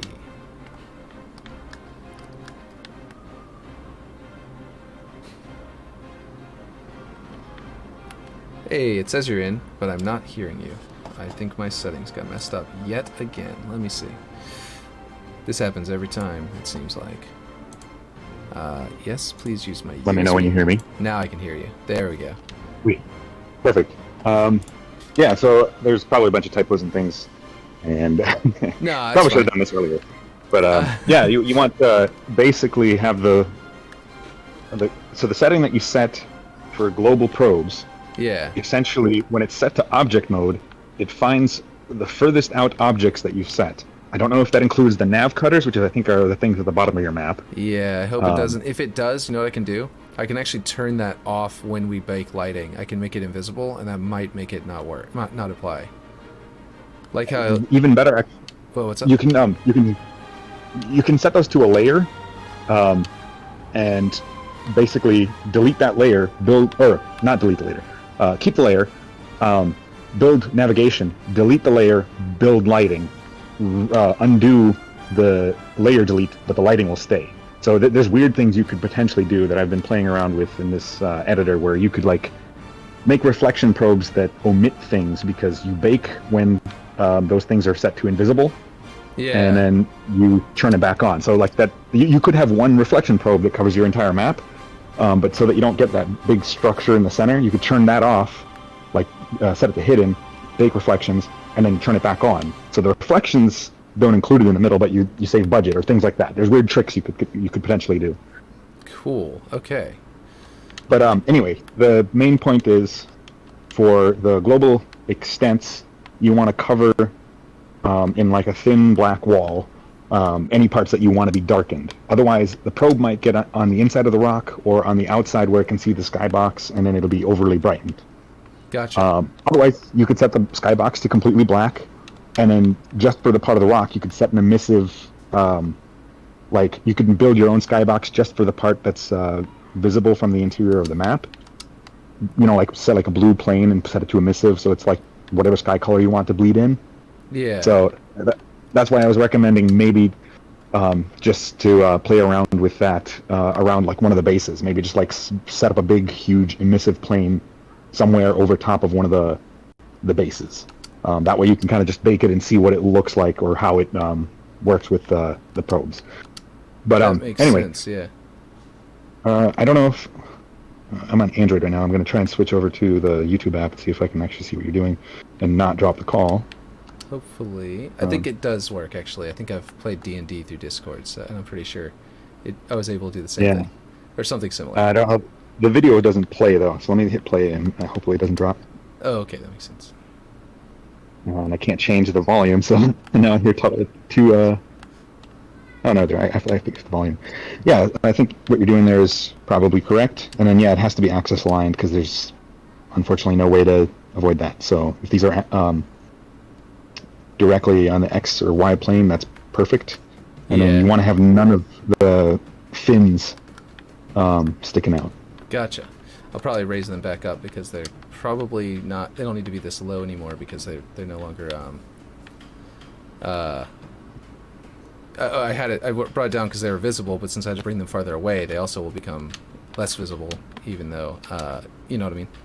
Even though I can raise them back up basically, and they'll still be not visible anymore. So that should work. Yeah. And hopefully we can keep the normal sky. If not, it actually might make it easier to make the moon look like it's part of the sky, because it was kind of hard to match the color. I don't know if you saw how I did the moon. Let's see, not quite there yet. Am I getting whiter? So hard to see with the black on black. Let's see. Here we go. There we go. And maybe it's poking through now. Would Wait, I'm little not sure things if like I this was matter? audible. I'm not sure if I was audible for the last minute or so that I was on the YouTube app, but I got picture-in-picture mode now. Can you hear me? Yeah, I can hear you. Gotcha. Okay, so you heard what I said about no fins, like that part of the block you're looking at right now shouldn't jut out. You want this to be a box. Yeah, exactly. So I'm trying to line them up. Here we go. So I think we're good that way. That way. Okay. I gotta grab a charger real quick. Be right back. The roof is going to be the hardest thing to line up that way, I think. Yeah, the roof was gonna be hard. I would Without maybe. fins. Yeah, I would maybe just not worry about it too much after. Maybe do like a preview bake just to see how it's going, and then see where the engine's putting the probes. Yeah. Let me grab a charger real quick, or my phone's gonna die.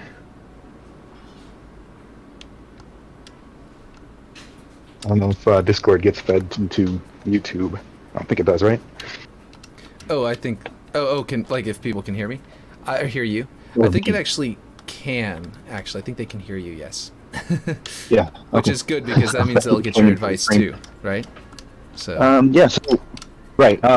Just and then give out I your was going to social say security number. 1, 2, 3, 4, 5, 6, Oh, dang. 8. And there it is. Right. Man. The bottom of your map, since it's like a big, huge hole, Yeah. you could do that trick where you bake with it deleted and then add it in later. And I don't know if you're planning to do like, or if there's any way to do like fog or water covering it later, but that might be something to make up for any like weird lighting around the bottom of the map. Yeah.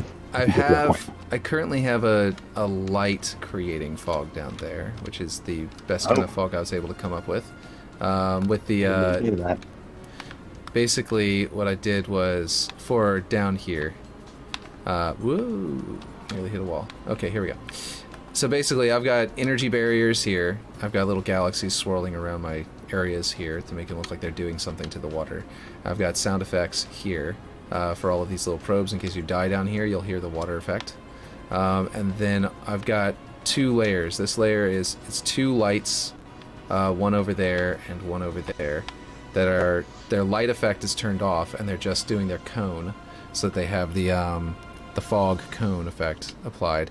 And then up here I've got the same thing, another layer of the fog cone, so that whenever you're all the way up here and you're looking So down, I can't quite see it right now. The stream seems either delayed or something, but I think I got the gist of what you were saying, and I can take a look in the stream later. Yeah, that makes sense. The stream is, I think, like 5 to 10 seconds behind. Yeah, so that makes sense. But and then Now I can see you just saving the map or something, so I'm not sure what's up. Maybe it skipped to a different part of the video. It seems like whenever I switch to the app, the mic cuts out and you can't hear me. So here, I'll try that in a second. I bet your YouTube video isn't live. I bet every time you switch away from it, it's pausing it or something, and then it's like. And then, That's probably what Android's doing, yeah. Yeah. So basically, I yeah. don't have a PC right now for. If you can get to the live, I'm basically showing you right now just from above what it all looks like added up. But yeah, basically, I just sort of crossed it off with a what do you call it? I just did. I think I see what you're doing. Can you hear me now? By the way, yes. I'm audible. Yeah. Okay, Yes. perfect. So I can set it to the latest and switch out of the Discord and still see it. Awesome. Cool. So basically, let me go back and show you then, since you're at the live now.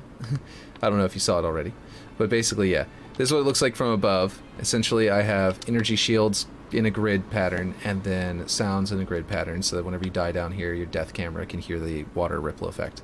And then I've got these little nice. swirling galaxies that will that kind of make it look like the machine is doing something to the water.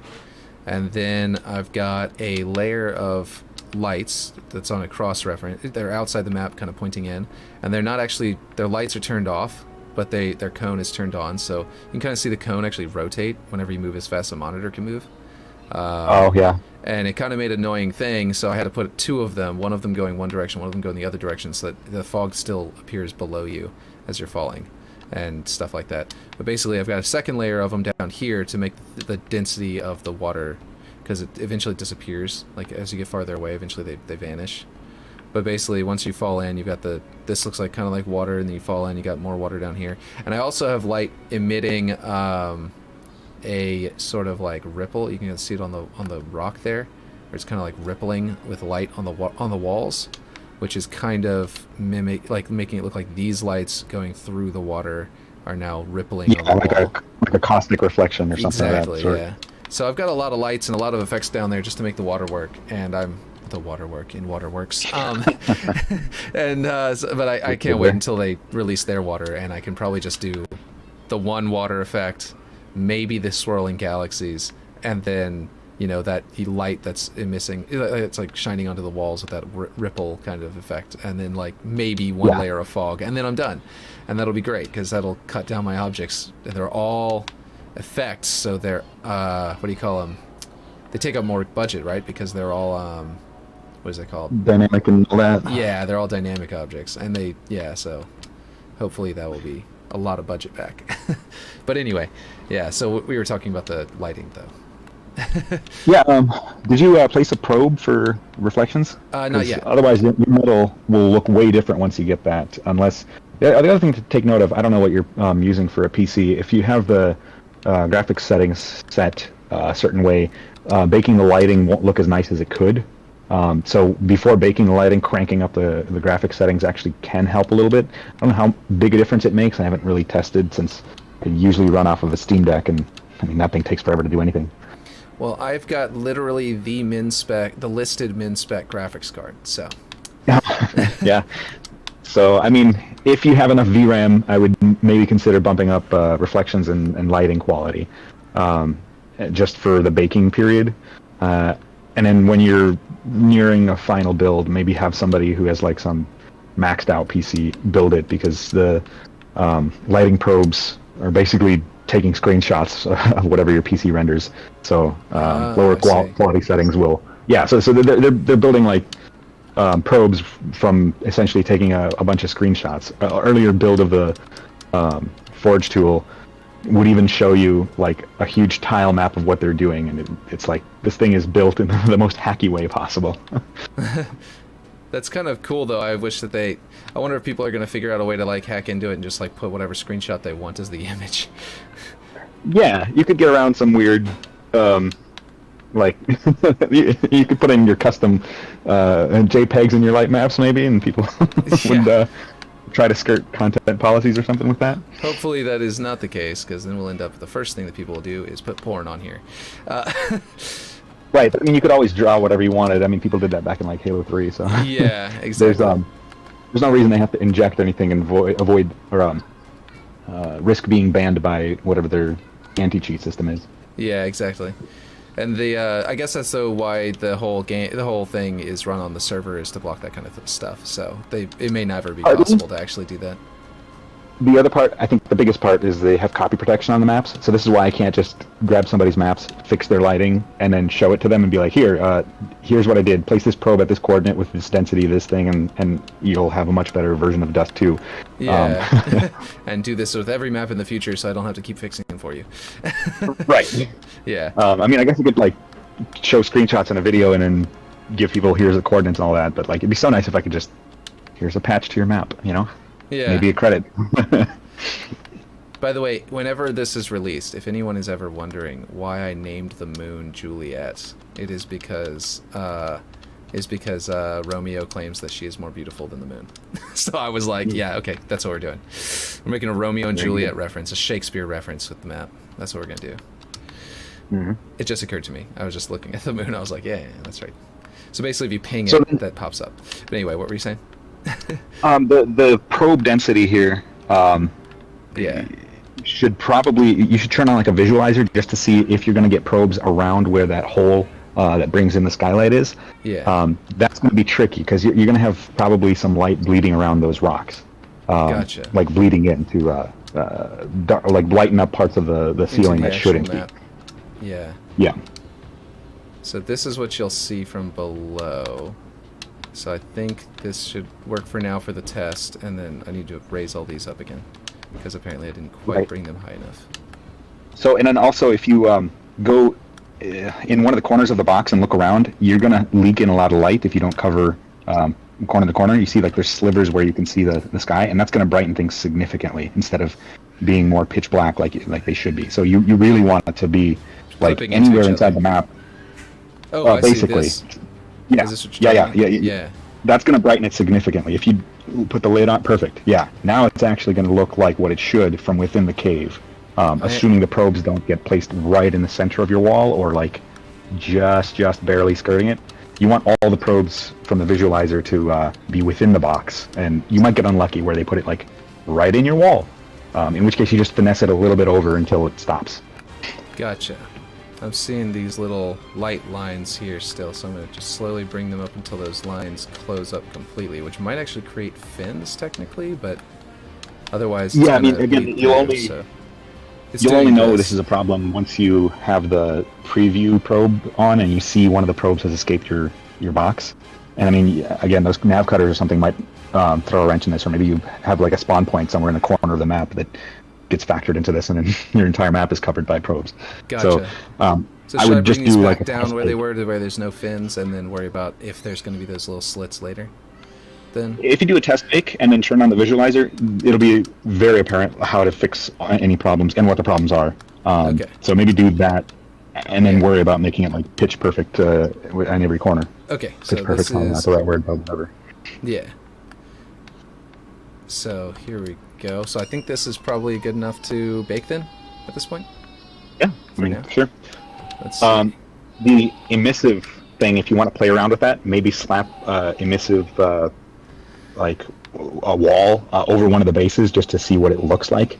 That might give you, since it doesn't really add to the baking time at all, this might just give you like a way to play around with and see how you could use emissive. Because I know a lot of the bridges and things in the original had these like slivers right on the bottom of the bridge that would light up the bridge. And if you can have the probes line up in the perfect way to let you do that here, it would look really nice. But that's going to require a lot of finesse. My son just came in. Hey, buddy. What's the matter? My 2-year-old Anyway, just give it a son try. I'm gonna. Yeah, no worries. Give it a try. I gotta run to some other stuff and keep an eye on the stream, I guess. Sounds good. I'm gonna turn on the. I'll let it bake. Cool. Oh man, there's a lot of stuff that happened in chat during that time that I did not read. Yeah, probably. All right, talk to you later. Bye. All right, later.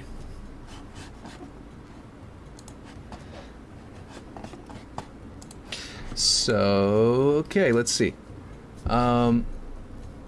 What exactly is going on with the texture bug? I experienced it many times in different... always resets after a few hours. Different variations. Take the dust drift effects and turn it gray. It works like a charm for fog. Okay, that's a good idea. Good afternoon. Jesus died to forgive us of all wrongdoing. He rose to life 3 days later. His dad/father is God, the creator of all things. We're playing Halo, so we know all about the Judeo-Christian mythology. Don't worry. The Flood, the Ark, the Covenant. We know it all. We're good. We know. Don't worry. Anyway, the texture bug. So, from what I understand, if you publish a map and then someone bookmarks it, and then you save off a new copy of the map or change which one is published to a newer version, right? Or an older version even, to a different version that they bookmarked. Then that person plays in that map again. Then that person will not be able to load in all of the textures correctly. All their textures will be all messed up. Things will change different colors and stuff like that.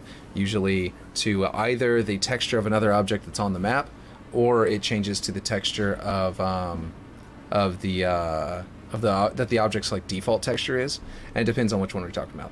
So so basically that's the that's what that is.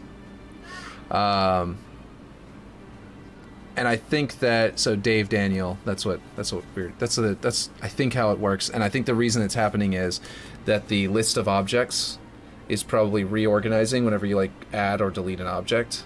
And so, but for some reason the bookmark is somehow telling it which textures to use for each object in the list separately. And so whenever this list changes, somehow the bookmark is saving off the old list and applying it. That's my theory of what's happening, but I have no idea. I'm not looking at the code. I don't know what actually is happening. But that's just my guess. of what's going on there. That's actually hilarious. I decided to read. It does reset after a while. Oh, really? That's good. I wonder if that's them trying to fix the bug, because it was going on for like the first month or two. It was like really bad, happened every time, and would last for like the entire first month. But I assume that they probably have done a server-side update. What's up? She won't let you play with your Zelda toy. I said with what? With her Zelda toy, yes. Even though my Zelda toy... You can't find it? Yeah. So, is she playing with it right now? No. Go tell her that I told her she should let you have a turn. Wait, is that your Zelda toy right there? On the shelf. Okay. Not mine. Well, tell her that I said you can have a turn, because I know you're gentle with it. Can you close the door, though? Yeah. Cool. Thank you. Okay, sorry. Let's see. Had it on my original map and the copy too. Don't forget to save and also add a reflection probe or two for the map halves. Oh, I should have done that before I built the lighting. And it's always different objects and textures that are affected. Okay. Yeah, I don't know. I don't know what's going on with that bug. That's enough. Tell her that I said yes. Okay? Yeah. I have a 2-year-old and a 4-year-old. I feel you, bro. Yeah. I've got, now we have a newborn, who's like 6 weeks old. We have a 2.5-year-old, 2-year-old basically, and a 5-year-old and an 8-year-old. So, yeah. Okay. It already feels like, to me, like it looks better, but let's see what we've got going on now.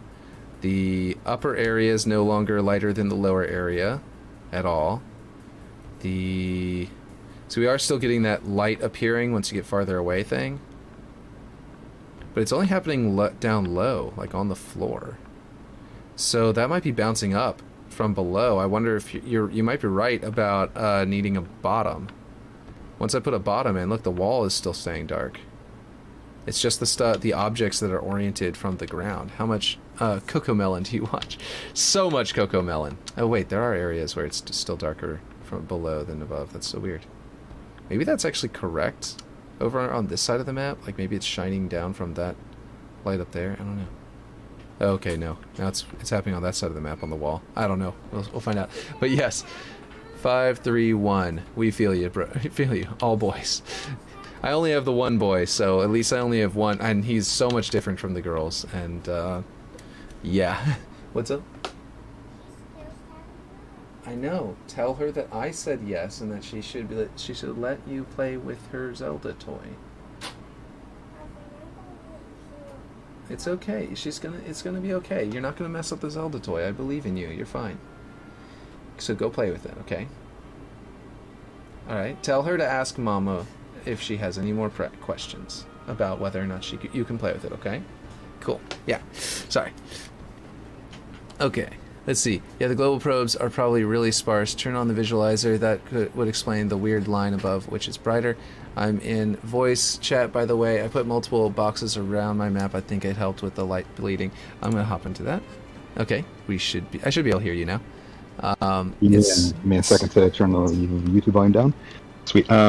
Yeah, so turn on the visualizer. I don't know if you're at that point yet. And then just look for probes that might have gotten stuck in rock or maybe outside of your light box.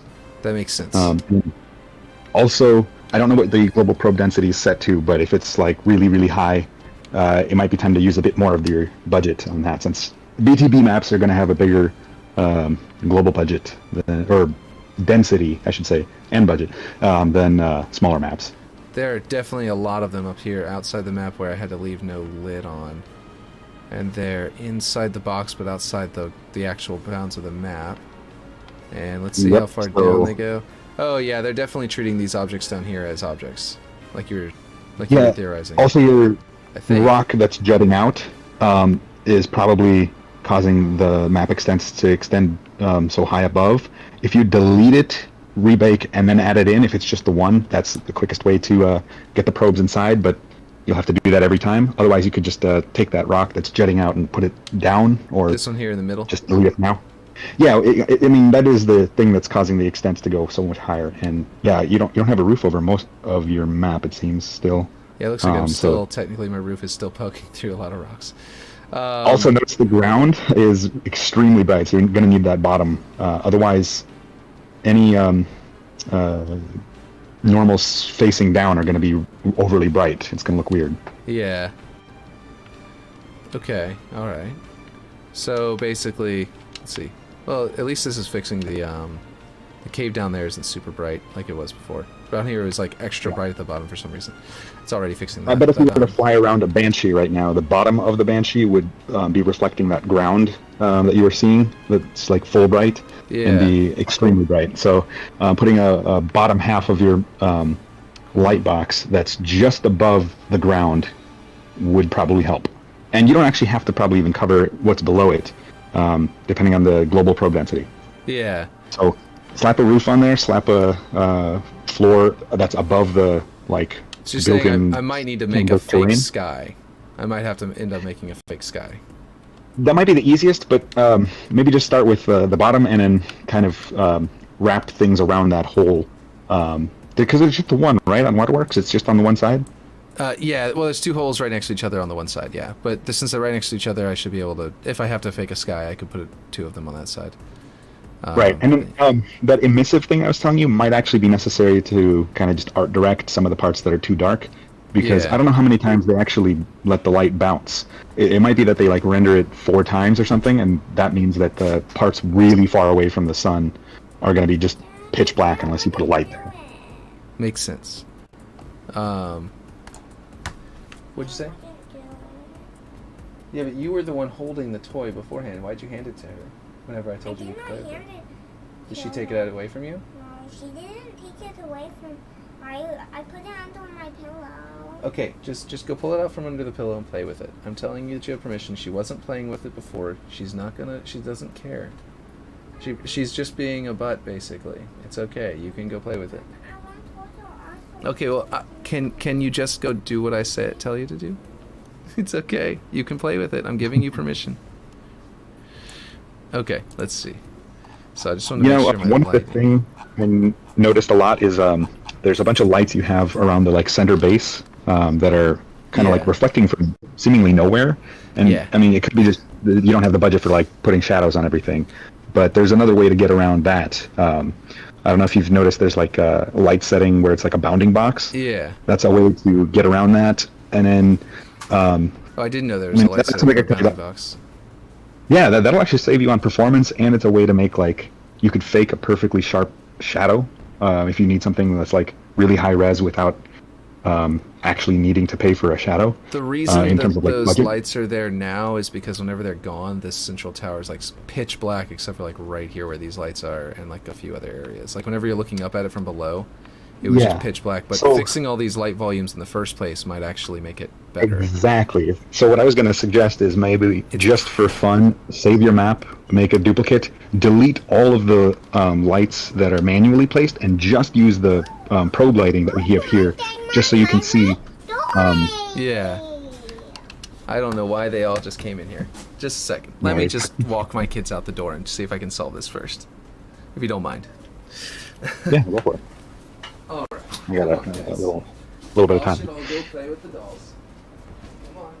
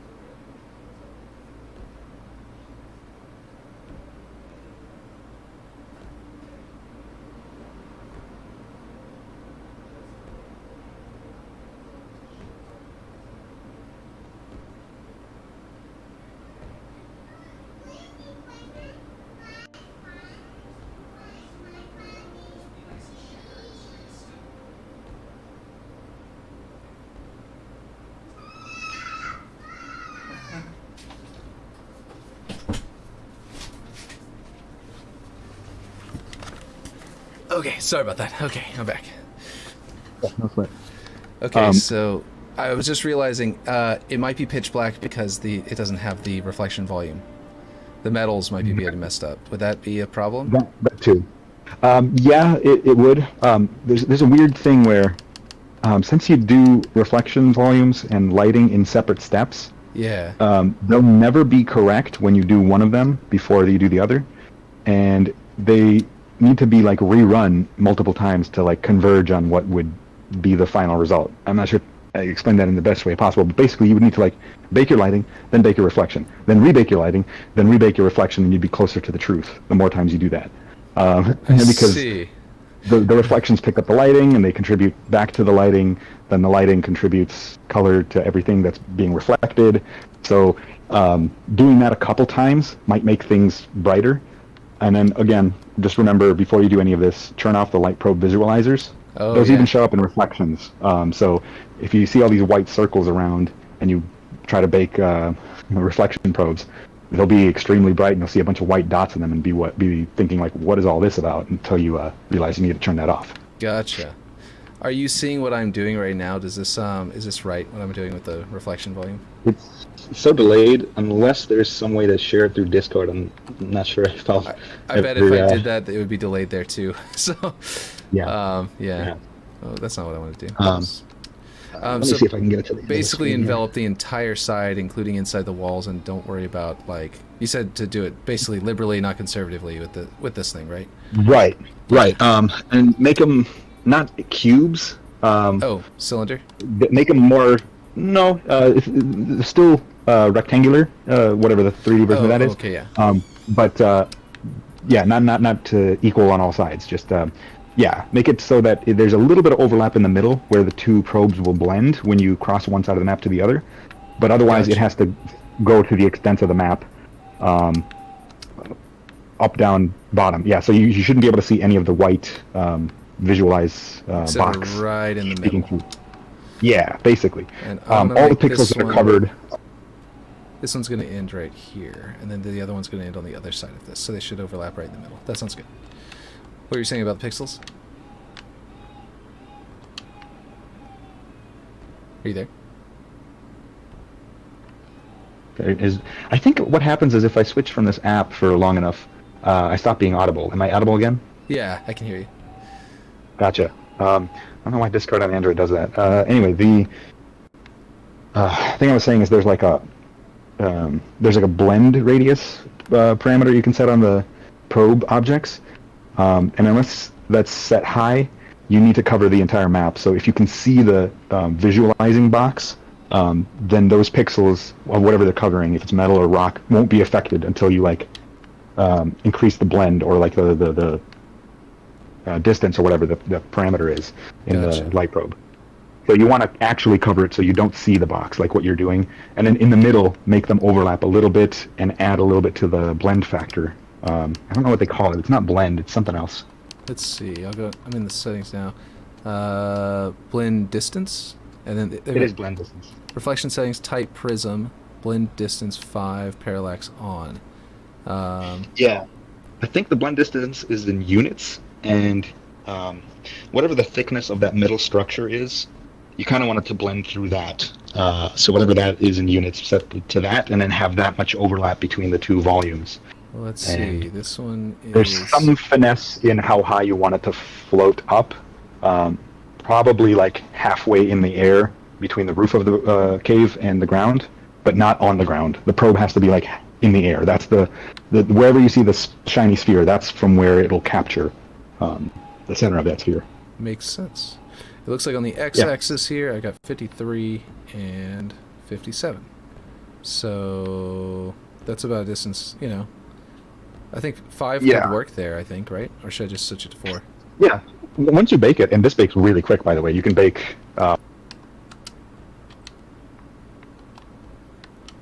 It cut out again. I can't hear you. Reflection volume. reflection volumes take seconds to bake instead of minutes. So there's a max allowed of like 15. You could bake all of them in less than 10 seconds. So you can actually iterate this on this really quick. Instantly lit up the central structure. It's way brighter now. Yeah, I mean, I would say maybe Yeah. maybe don't necessarily completely reset all your manually placed lightings, but consider Yeah. playing around with that in a copy of your map, because you might find a lot of the lights that you placed initially are completely unnecessary now, and in fact will look better if you just use the probes and the reflection probes. Yeah, there's like I think like eight little lights that I placed around it that were pretty cool, and I put them into a prefab so I could easily adjust their lighting and stuff, so I can also easily delete them. So that'll be good. Yeah, and this is where those like decorative emissive strips become useful. So that's what I was trying to explain with the pit remake. What is it, Empyrean? They for all the interiors, they only place like, I don't know, half a dozen actual like lights, like lights, like spotlights and things like that. Yeah. And they mainly place them for like putting shadows from like a grate or like a fence or something like that on the player and on objects. But if you had if you look around, you can see they have these like emissive materials that they apply to like a strip, and they put them in the walls. Those will actually glow and light up the map when the probes pick that up. And that's what I was saying is how like Halo 2 on the original Xbox, most of the Waterworks was lit by emissive textures on the side of the bridges and in the like roof panelings. Like, so all the interiors are mostly done through that, as opposed to actually placing a physical light. So if you can have the probe density for that, if you can finesse it so that you have really dense probes inside of your buildings, then emissive becomes an option, and you can make something that looks really, really nice, like Forerunner interior. Yeah. Do the emissives, like, you can't really tell it how far to make it reflect off of things, though, right, with the emissives? Well, it's physically based, so it follows the laws of physics. Unless 343's graphics engineers screwed up, it's inverse square law. Whatever the power of the lighting, Okay, like the emissive brightness is set to, that's how you modulate that.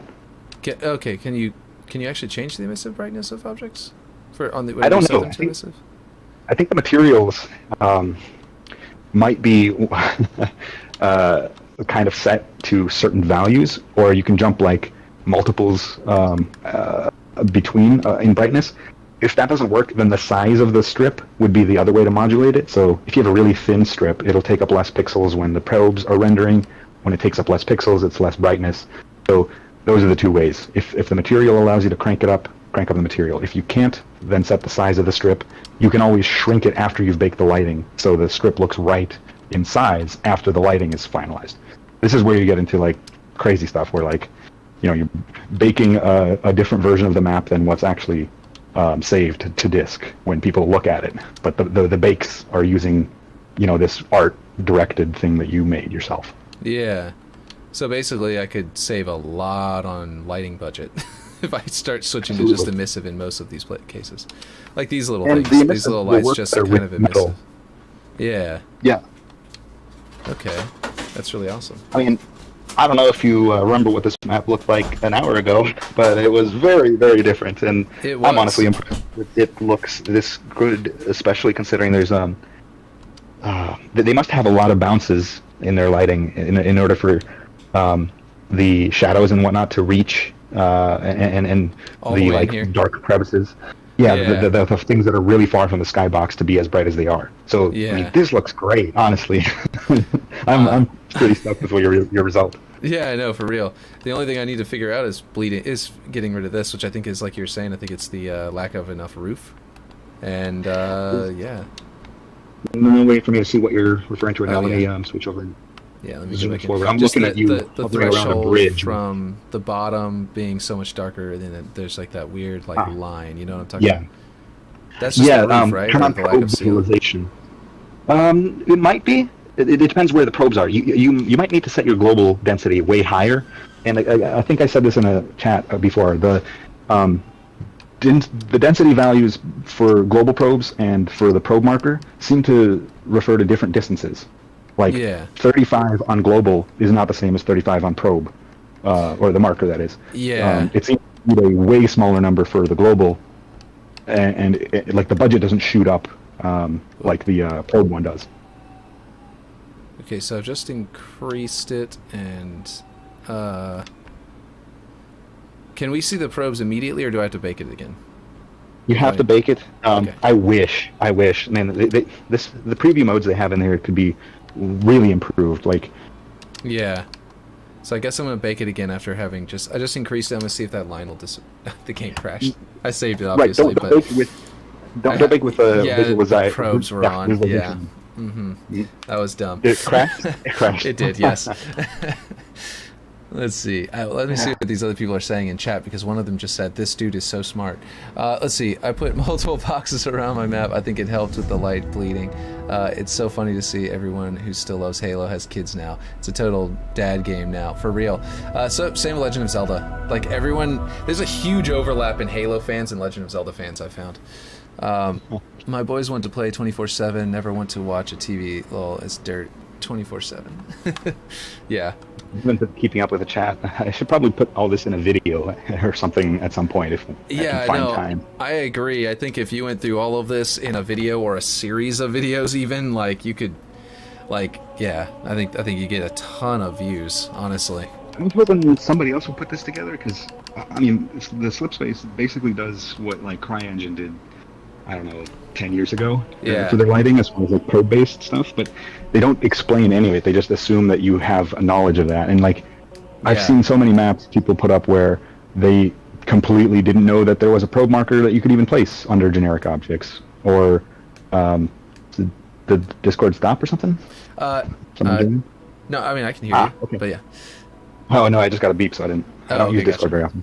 Gotcha. But yeah, they just assume that people using Forge are familiar with probe-based lighting stuff, and I mean, it's not even really that in vogue nowadays, so you kind of had to know what engines were doing like 10 years ago to know how to use Slipspace's version. Yeah, exactly. And none of it is explained. And I don't know any of that. So I didn't do the CryEngine at all. So, was that like open to the public? Was that something that people knew how to do? Yeah, I mean, plenty of people did mods for okay. Crysis 2, 3, and then, well, actually 3 didn't have an SDK, but they released an SDK eventually, and you could poke around at that. Theirs was a lot more art directable, and I mean, when you would set the density, you could see things immediately. The probes actually didn't require baking; they just happened in real time, slowly. So something could fly over the map, and it would affect bounce lighting. But yeah, that's cool. What I saw on the stream was awesome because I think I saw like one of the bridges on the side of the map, and it had like an actual shadow under it, like it was picking up the lighting from the surroundings. Like it looked awesome. Yeah. So, thinking if you get this global probe density figured out, the roof of the cave will look great, and then you can art direct lighting the base with some emissive panels, and you'll have something that looks like way better than it did this morning. Yeah. Let's see. Hey. Good to talk to you again. How have you been? Oh, German Ninja just joined the voice channel. Let's see. Let me turn that off. I'm gonna try baking without those turned on this time. How have you been? Well, I've been doing pretty good. Good. I'll keep it on the stream, but once you guys talk to you later. Oh, okay, I'll catch you later. My wife was just pointing out how late it's getting, and I need to get off the stream myself. But yeah, I was saying, I was figured I'd wait until we were done building this at least. But how are you doing, Chairman Ninja? Doing alright. Just chilling. On my 15-minute break, and just waiting for 5 to come so that I could forge and shit. Yeah, makes sense. Yeah. Apparently I've got DMs. It's coming along pretty good. Almost done. We're in the middle of a stream right now doing lighting. So I didn't realize how bad my lighting actually was. It was terrible. Now it's great. I mean, it's not done yet, but it's already better. That's cool, man. But yeah. With my latest map, lighting was an issue too. Yeah. Like, do you know how to, like, delete those lighting orbs or whatever the fuck they're called? The probes? That's what we were just messing with. You can adjust where they go. Or do you mean the reflection volume orb things and stuff? No, the probe volumes, not the reflection shit. So you can adjust how like where they appear, but you can't just delete one individually, unfortunately. But what he was just pointing out, if you actually go back earlier in this stream, once I'm done and it's like live or whatever, you can like go back to the earlier in the video. He was showing Computron was just showing you can go in there and you can actually place there's a specific object you can place that you can only have one on a map, and it actually like controls where those appear basically in a more like effective manner basically. And so you put one of those around your map and where the players are actually going to be, and then allow it to do the global ones outside of that, and so you can actually condense and control where they're going to show up a little bit better, is what he was teaching us earlier. And that was pretty awesome. Let's see. That's cool. Yeah, because I want to bake the lighting enough. Yeah. So, knowing that could help me do that shit. Yeah, if you watch what he walked me through in this stream, I mean, it's taken like 2 hours, but still, it's like a 2-hour stream. But you could put it on like ×2 speed and just like listen to it faster than YouTube usually goes. And then yeah, Halo 2 and 3 art style is still amazing even today. Playing Halo 2, the graphics look amazing. Yeah, no, I agree. I do think the fingers were the one weakness on Halo 2 and Halo 3 is people's hands. They were awful, but everything else was amazing. But yeah. Yeah. But yeah, he walked us through like building a box around the outside of the map so that it like condenses where those show up, so that they don't show up outside of that, they show up inside, which makes it to where there's no weird particle or not particle, no weird like artifacts in the color and in the lighting, and basically and how everything forms whenever it bakes and stuff like that. So that was pretty exciting, and if you go back you can see that too. Yeah, it's turning out good so far. Right now I'm trying to see what that last tweak that he was talking about, just bring up the world number of probes to try to sort of clear this little difference between the probed area that we controlled with that little volume and then the area that's the world volume, or the world probes. There's a sort of a weird difference. Are you gonna still be playtesting Waterworks on Saturday or something? I'm hopefully going to be able to release it on Saturday if I can get all this done. With the lighting and everything. In which case, everyone can just play it when you want. And until Computron came in and showed how the lighting could be so much better, I was sitting here being like, yeah, no, it looks like it could be released. But now I'm like, okay, now I need to fix this. And then once that's fixed, then we can release it. And I'm going to release a old-fashioned one, and then that's just the Halo 2 style sandbox, and then replace everything with the like modern sandboxes, grapple shot and repulsor and all that stuff. So you can actually compete against these tanks, because the tanks are so much stronger than in Halo 2. The wraiths are. So they're kind of hard to take down without the modern sandbox. And so there's going to be two versions. If you want to play the classic, you can. If you want to play the better the sandbox that's balanced for the modern wraith, you can. And then later I'm going to create the one for the for hydrostatic, which is going to restructure the map a little bit. So yeah. Cool, man. Hey, that guy's back. Forgot his name. I'm sorry. Yeah, Computron. Yeah. Hey. He's just talking about it. It's cool. Wow, this looks so much better. I can't wait to see it delayed. Yeah, it just appeared, and it's so much nicer. Man, I don't know why 343 doesn't put some material to explain some of this stuff. Yeah. I guess. Oh, this is weird. I don't know. This is the reflection volume difference. It's kind of. I think I need to make the blend a little better. Where it's overlapping in the middle, is creating like a shadow. I actually like what I do. You should join the VC, the voice channel more often when you stream and shit. That would be cool.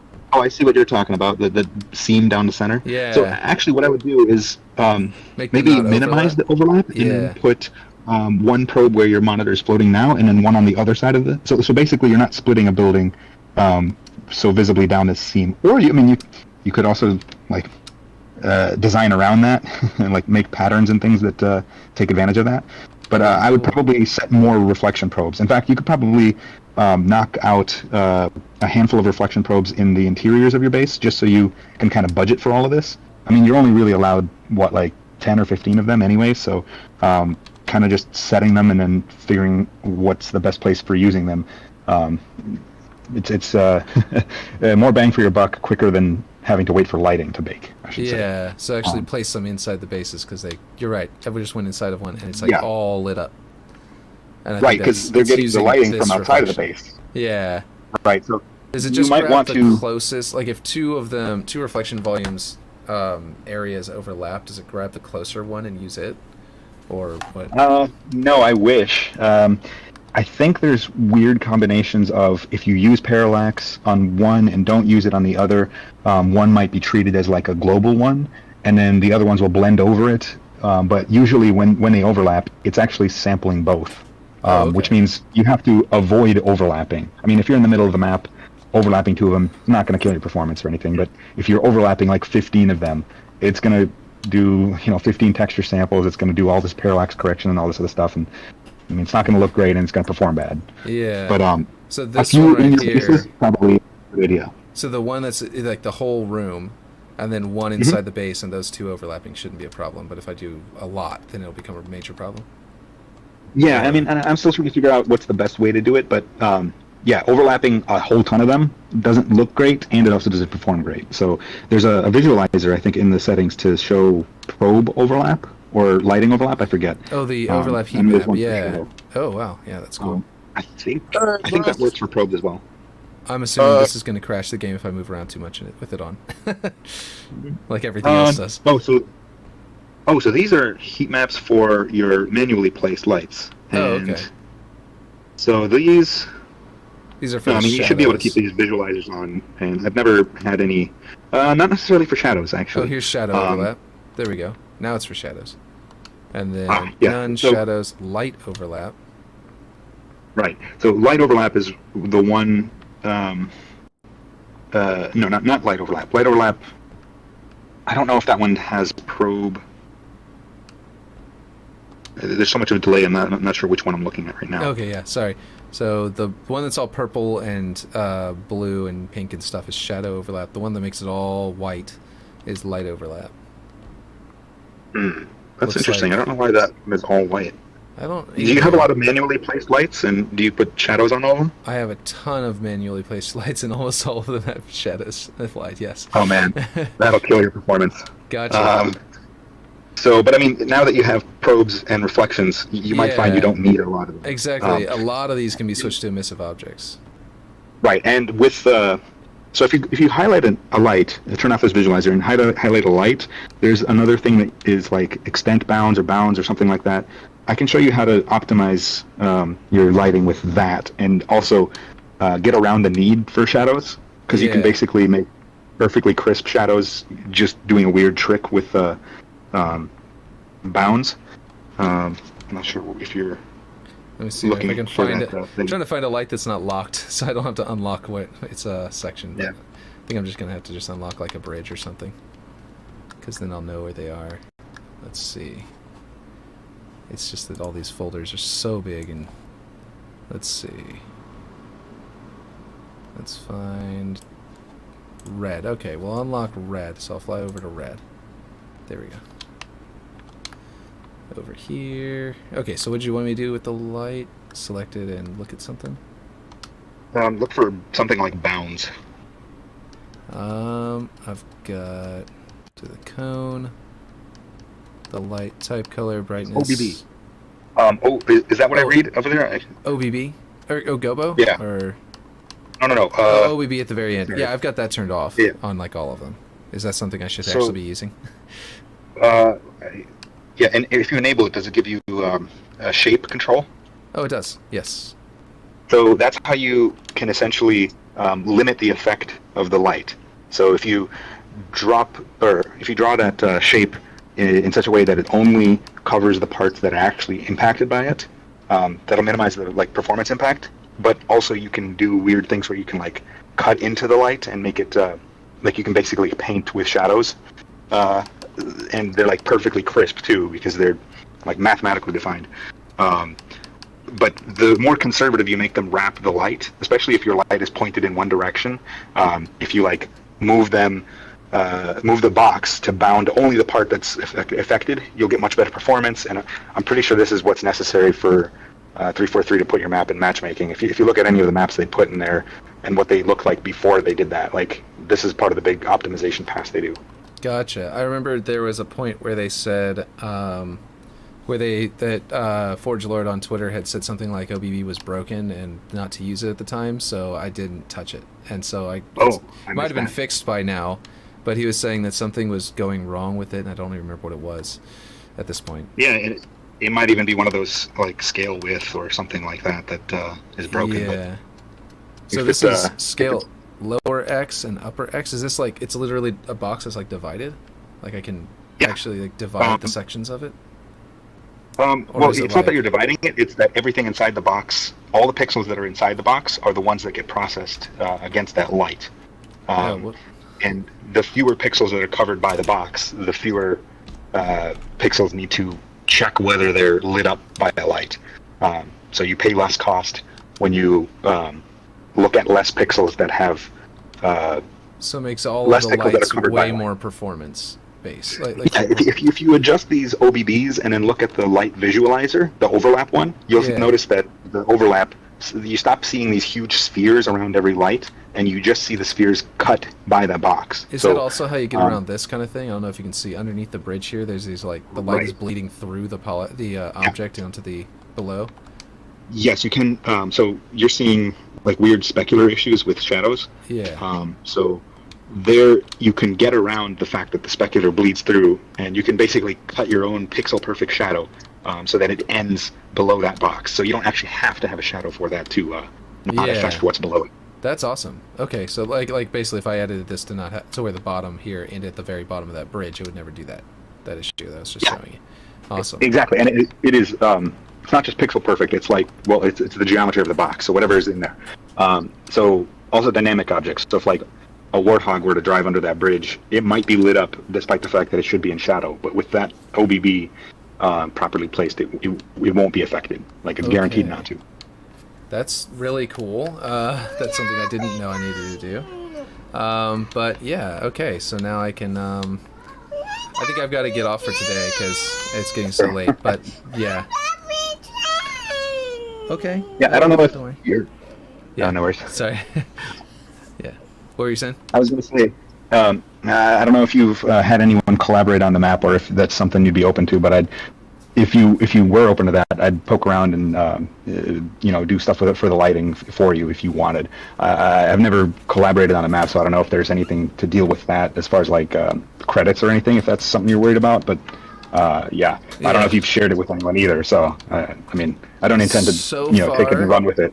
So far, Clint has helped me by teaching me how to. He's on Twitter and talking a lot, so you may have seen him. He's helping with scripting for the shroud that went up and down, especially. Okay. I think he also helped me a little bit with the ladders early on, unless I did that myself. I don't remember. And then Ocom has helped me out with a lot of stuff, especially about placement of these he went through the map and actually found a whole bunch of like basically bugs and reported them to me, and I went through and fixed them just recently. So yeah, if you're open to collabs, I can send you my tag and you can send me a link to the map and I can help you out with getting it ready. And I was telling both of them, look, you guys have helped me so much on this, I want to put you into the credits. And they were both like, nah, don't worry about it. And I was like, okay, well, I think that I probably still could. So I mean, if you come in and you do that, then I'll definitely add all three of you guys into it to where you're like in the credits as people who have helped on this map. Because even if they don't ever actually come in here and do anything else or anything like that, they still have helped me so much. So I feel like I should. Yeah, I'll send you my tag if you want to add me on there and send the map to me or however it works. I haven't actually done it before. I will say as soon as I get off stream, I've got the deal with my kids' schoolwork and stuff like that every day. So like I'll probably if we both end up in here working on it at the same time, I'll be like. I gotta get back to work myself anyway. So. Yeah, I'll be constantly leaving and coming back and leaving and coming back. So yeah. Yeah, sounds good. Okay. All right, talk to you later. Have fun. Awesome. Thanks. Catch you later. Good. Bye. Let's see. Pause that and hang up there. And I guess that's going to be it for today. Yeah. So